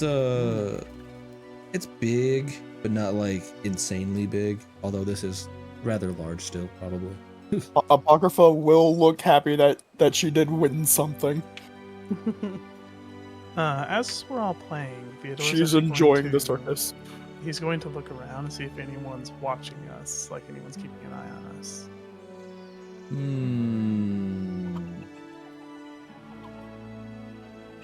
No one that you can see, but I will allow you to make a insight check for me, please. Okay. I'm going to, as he's looking around, he's actually going to reach over and basically pat his book bag, and he's going to cast guidance. I will also say, Apocrypha, consider that teddy bear a hero point. Let's go. Okay, so with guidance, that's a total of 17. Perception or insight. While you look around the circus, it's hard to say whether the crowd has diminished or grown, really, since you were inside Madame Kaufman's home, we'll say. And while you don't see anyone directly making eye contact with you, like when you do, if you're like looking around a crowd, you know. Though you do get the feeling that someone unseen is looking at you. Interesting.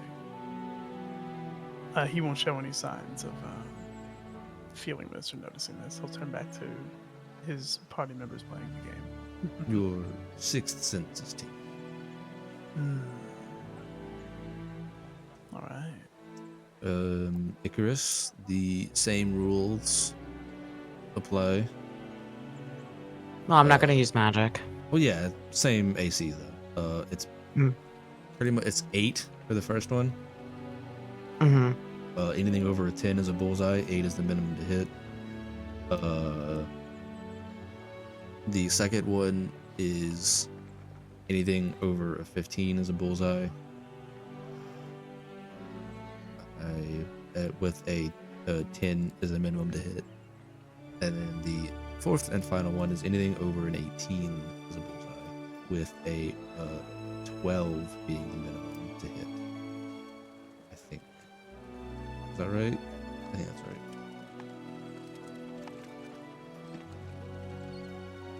I think that was, I set a standard for that with Apocrypha. I figured I'd just give you the DC to make it a little faster.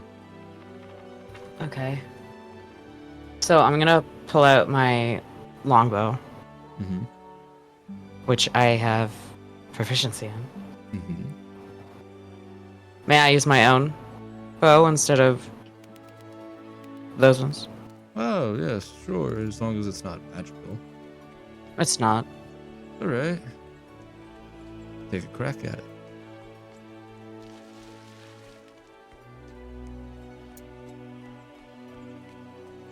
How far back would you prefer me stand? Where you're standing is fine. How far back is the... I would kind of think it's a situation of like when you have the like arrow pulled back, knocked and like pulled back, It is Mm. your fist is about in line with the edge of the counter. Okay. And you said the further back, the more points I get? Well, I mean, if you hit the target further back, yes. I don't. How far back? Will get me the maximum amount of points. The third target, which Yeah. That's what you meant. yeah, Alright. we don't want to endanger the other guests by you creating more of a space between yourself and the target. Fair enough. So, I'm going to use his arrows, not mine. All right. They are well worn, but not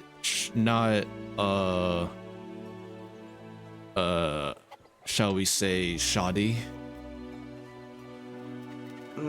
Are they worn enough that I'm like, I'm not sure of the aerodynamics of this? I would say there is the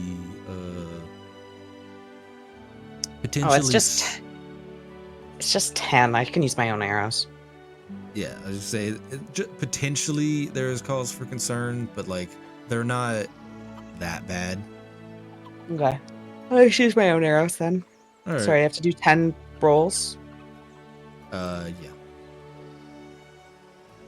Which is why I gave you the DCs. You just like say.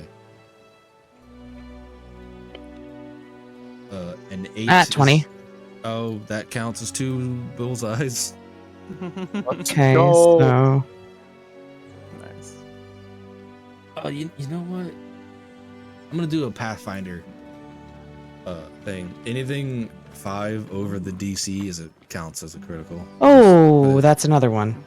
Oh, So you're at 4 critical successes so far, Yeah, or Nice. 4 bullseyes. I mean, yeah. yeah. All right. I would say you probably can't see this, Icarus, but the other 3 members of your party do kind of watch as like Lox's kind of facade of confidence falls a little bit, and he's just like, oh my god, what? wait, are you doing the Pathfinder crit only for this or for everything? for this. Okay. And if you beat the DC by 5 or more, it is considered a crit, as well Got as getting. I will also consider a night 20, like both of them. So that's 4 of them already, right? Yes. So you only have to make 6 more rolls. Okay. So that was a 24. For that is considered a critical because it beats it by more than 5. Oh my goodness. So you have 3 bullseye on the close target, 23. and 3 bullseye on the medium target. 23 for the third target. 18, 19, 20, 21, 22, 23. Yeah, that's a critical. Because it's 5 or more. Oh my goodness. 19. A 19 is not a critical, but is still a bullseye. You have 9 bullseyes currently. And that's a 22. A Oh 22 my goodness. is not a critical, but it is still a bullseye. You have beaten the record. Congratulations. As Nice. you So I'm turn- gonna do it in like succession, like really quickly, like form. I will say retroactively, Apocrypha, that does get you like 2 more bullseyes, I think, but it's still not enough to get you the record. Is it enough to get me a bigger prize? No, you had the biggest one. Dang. Icarus, as you turn around, I imagine proud of your performance. You see his Lox is just slack-jawed, just in disbelief. Apocrypha is clapping. I bow. Just Good job. Well done, pigeon. Good job. He just kind of scratches his head. Well, a deal's a deal. And he pulls out the head crossbow for you to take. The No. hot shot 9000 or something. Yeah, the Hot Shot 9000. Is he like really attached to this thing? I would say. Can I gauge that it pains him? He is sad to let it go, but is content with honoring the deal and also impressed by your skills. Would it be offensive if I let him keep it? I don't think so.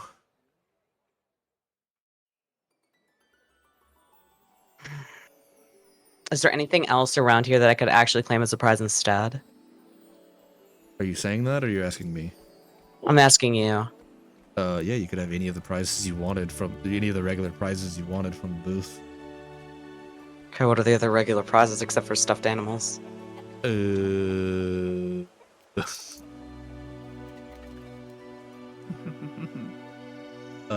there like a really childish like clown mask or something?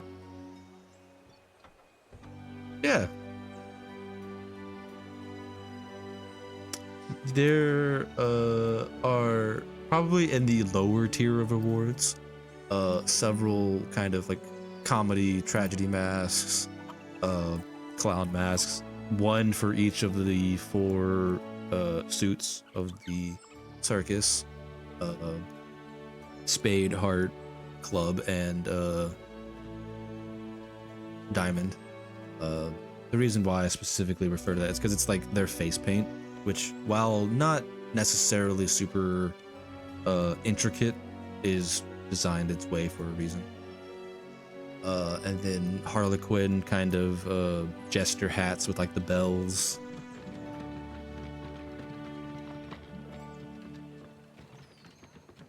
If you don't, Do I get a hat and put it on Theodore, or do I just get the crossbow? Put it on Teddy. I think Put it on either Teddy. way you will be satisfied.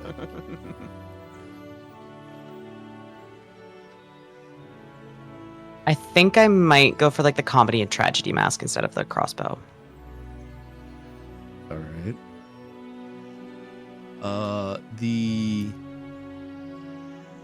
He is a little joyed by you allowing him to keep the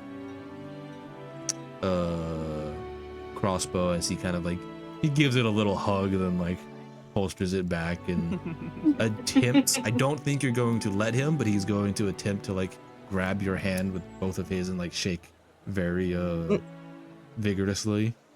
I'll let him do that, and I say, "Well, you're going to have to practice now Oh, with the crossbow that I'm allowing you to keep." right. Practice. And Practice, yes. He goes over to like on the table of the booth and like scratches out his name and like the record, and then writes down Fancy Pants and puts perfect like 10 score or whatever. Lox, I'm not wearing pants.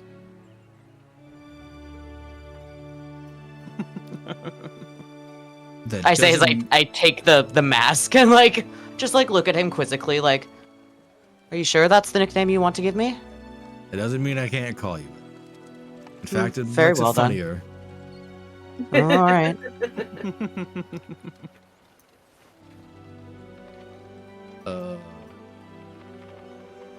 Yeah, they're not super professionally made masks, but they are. Would it be cheaper to make it out of wood or clay? I would think wood. Mm-hmm. They're just some carved wooden masks and painted. Let's just say they're classic white with the cutouts and like shade carved eye holes and the smile and frown. Technically, you're only supposed to take one of those, but considering you let him, you can do whatever you want. Oh, I thought there was one where it's like half was half and half was the other. But You can have that if you'd like. But yeah, I want just the one mask with the duality on it. okay. But if there was two, I would probably take the comedy mask, the smiling one. I'd say whichever one you prefer. Perfect. If you want the one that has like both of them on it, I'd say you do a little digging. It's kind of like at the bottom of the box. You do find Yeah, one. I'll take that one. Box. Well, it's like, huh? I didn't even know we had one of those. Educated guess. All right. Hmm.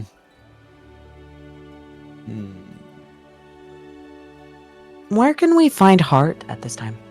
Are they still on the stage? That probably took less than I would say that took a few minutes, but not long enough for them to finish their practice, probably. So yes, they would still be on stage, though it's less in one of it's less like they're in the middle of their performance and they're kind of more like running back a specific like section and like talking about They're like, practicing. staging and stuff like that. Yeah. Okay. Give me another moment. I'm very sorry. I must let the dogs back in. It's okay.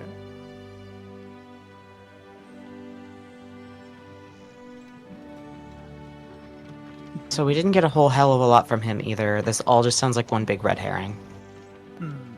Indeed. Now let's talk with the card fellows. Where am I going to put this thing? Strap it to your back.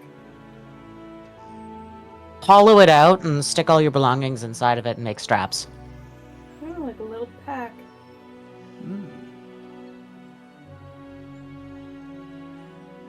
All right, I'm back. Welcome back. Would you like to go speak with Hart or any of the other performers? Heart! Hart it is. Would you approach the stage or would you attempt to like get on the stage? Oh, why would we get on the stage? I don't know. Whoa. That's bad Whoa. manners. I think at least 3 of you, or at least 2 of you, might have that inclination. I mean, I might lean on the stage. That's about it. As they're walking, Theodora would actually message Icarus.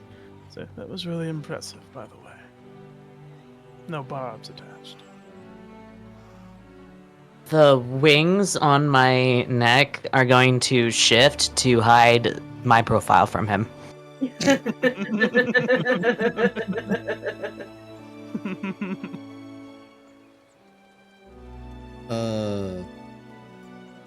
Approaching the stage, I guess all of you will do. At first, I would say Hart is probably more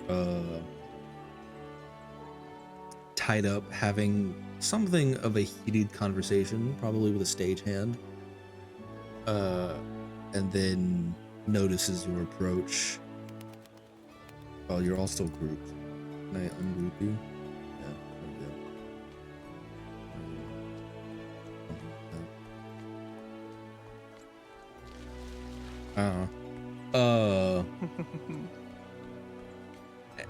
It is kind of an attitude of you're interrupting my practice. What do you want? Kind of thing. I can't think of the voice to do, but it is a very high pitch. I can't do it. It is a high-pitched voice that would be appropriate for a halfling, but has a little bit of, shall we say, vinegar behind it.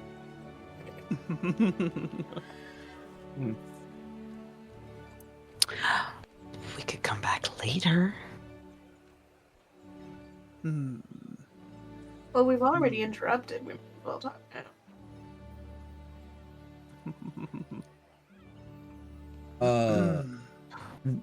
I would say kind of when it's during this probably maybe speaks over you, Icarus. And she says along the lines of, I don't do autographs until I'm off the stage. More or less. I'm gonna wrinkle my nose. As far as she knows, you're just fans. Well, thankfully, we're not here for that, madam. And what are you We're here here to we're here to inquire about the sickness that went around for a couple of weeks. Recently for? cured Oh by my a cleric we gosh. heard. I keep telling everyone that I'm fine.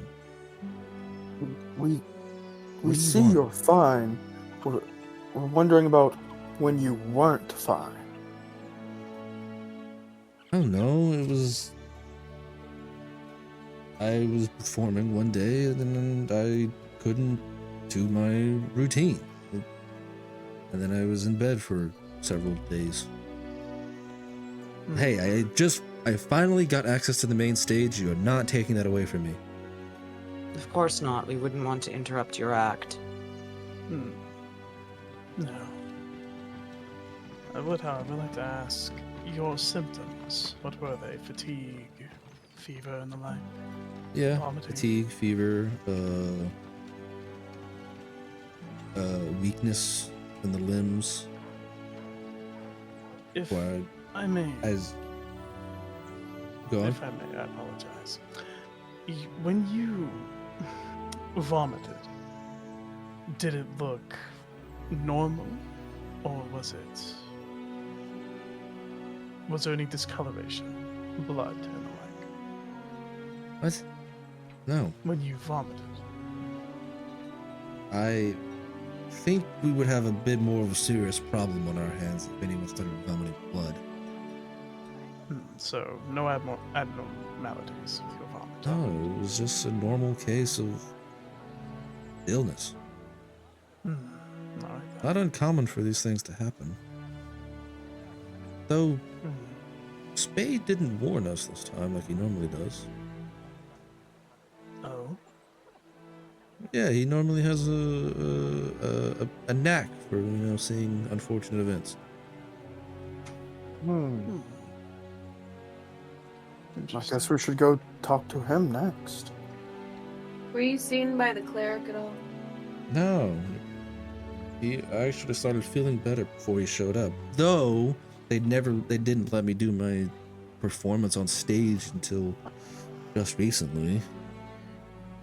Something about having one of the worst cases they'd seen. Probably just because I'm the smallest person here. And did you get it from Locks? Probably, yeah, I don't know. We're all... Actually... Well, in a sort of tangential... I got it from someone who got it from Locks, probably, sort of way. Okay. So what, did you get it from Squiggles? Yeah, we're good friends. Oh, I don't doubt that. We like Spend all your pastries. time together, you might as well be friends. I'm sorry, what? Don't worry about it. I legitimately didn't hear you. I spoke over you. It's fine. Spend all your time together, you might as well be friends. Yeah. Yeah, we like to go to the pastry shop down the road.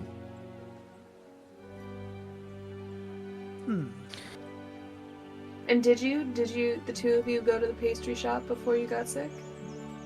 No, she was off doing some sort of job for the Adventurers Guild. Something about needing money.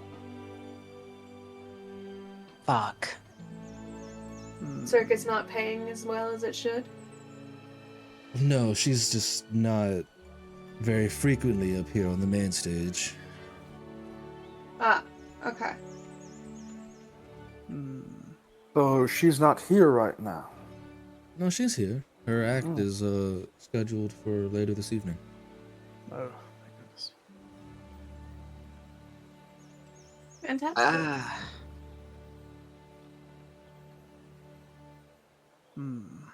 That is wonderful news. We won't keep you any further. We must be continuing on to interview the rest of the individuals that were also afflicted with this illness. I wish you the greatest of luck on the stage. Break a leg. Yeah, your act's looking great. Something tells me you mean that literally, Chris. No. Oh, There was not a set of malice in Icarus's voice. Though performative, it wasn't sarcastic. Oh, Icarus, I will also give you a hero point for your exceptional performance. How many am I allowed to keep? You have a maximum of 3. I believe Okay. you're at 2. I am at 2. Yes. Theodore will give a small bow and then walk away as well. So I guess we go on to Spade then? I don't think so. Oh, why not? No, I think I've had an aha moment. And what was that? You know how I said that I had known some of these individuals? Yes. What's peculiar for me is that I was not afflicted with the same illness, though I had gone on the same experience with them. I had worked with them to clear out some houses. One of them was infested with oozes. Is it possible that ooze is the affliction? May very well be, but... but how would it have gotten here? And why wouldn't Icarus be sick? I have natural resistances, but I don't know. Oozes are not something I am commonly dealing with. I'm much more versed with humanoids and that kind of opponent. I don't know what kind of effects oozes could have on people, whether or not I would be resistant to them. I was not of the same breed as or origin as any of the other individuals on that trip. So I will say, and I've kind of not been mentioning it because of the makeup, but Azazel was a tiefling, and Squiggles and Lox are both humans. Spade is also human. If they were sick, that would make the ones that we have just spoken to humans and a tiefling, respectively. And a halfling. And a halfling now.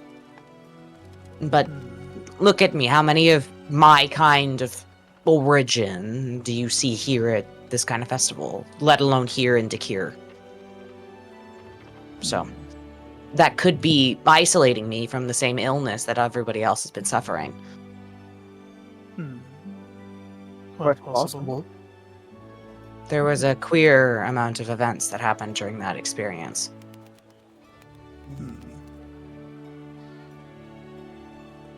Care to So- enlighten? We cleaned out a house of oozes, and there was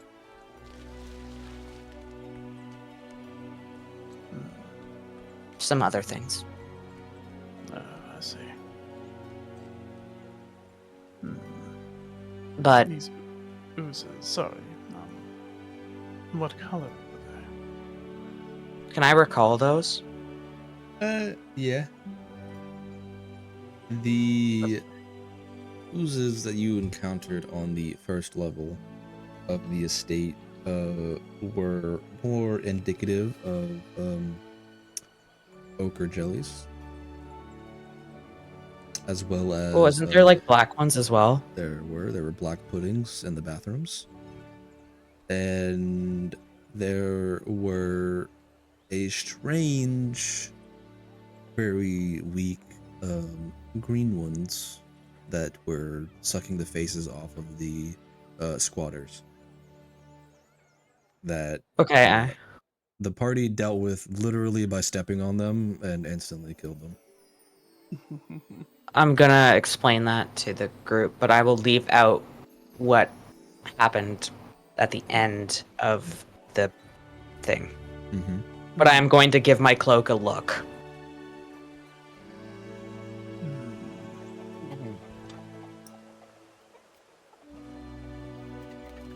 And So, what? I think with that level of crypticness, I think I'm gonna call it for tonight. We are at 4 Okay. hours. We are yeah. over 4 hours. Yep. I am honestly so glad you pieced that together. I knew from the start. I'm not gonna lie. Yeah, I was I just mean- making sure I had things lined up. I was trying to lean it into that, but I could not describe the smile I had on my face while you were explaining that, because it was intended to, relate, but not necessarily you needed that information to progress. Well then, I think things are beginning to get into the thick of it. Into the thick of it. Into the thick of it. Next time, once we meet, events may or may not go down. Yay. Yay. I have a teddy bear. You have to name it now. Oh no. Name it Theodore. No, that'll get too confusing. I would like you all to give yourselves a round of applause, because I think you Yay. all did very well. Yeah. Yay. You too. Yeah, you did great too. I will try to remember better to hand out continue handing out hero points. No, I know exactly what I'm gonna name it. Okay. Name it Algren. What? Like Dragon Age? No. Okay. All in all, I think tonight was very good. I can't wait for more interactions. There's something happening here that I was not sure that I was. I didn't think these particular characters would get involved with each other. And Apocrypha is here also, to just watch. I am absolutely gonna start doing a particular counter. For whenever maybe I upload these on YouTube, we'll see. But yeah, these will also be uploaded mostly unedited, I think, on YouTube, just to have our playlist. And I think that command does lead you to the YouTube channel, who Parker is probably learning about for the first time today. Yes, I am. There are lots of shorts and short videos, because I don't know how YouTube works. And I thought I'm uploading shorts, but turns out they're uploading into short videos. I think you gotta do hashtag shorts. See, I don't know. It's the format. It's I go get because berries. because they're all like landscape. Technically, it uploads them as videos, not as shorts. Even though they were supposed to be edited to be, short, like size. Yeah, like portrait. Yeah. So, but it's still uploaded them as short videos. So that's really all there is on there. look forward to further D&D sessions every other week, every Saturday. We do go for a little bit longer on these sessions. I'm gonna try and keep it to 4 hours, but we do have a time slot for 5, I believe. Just to try and keep things consistent.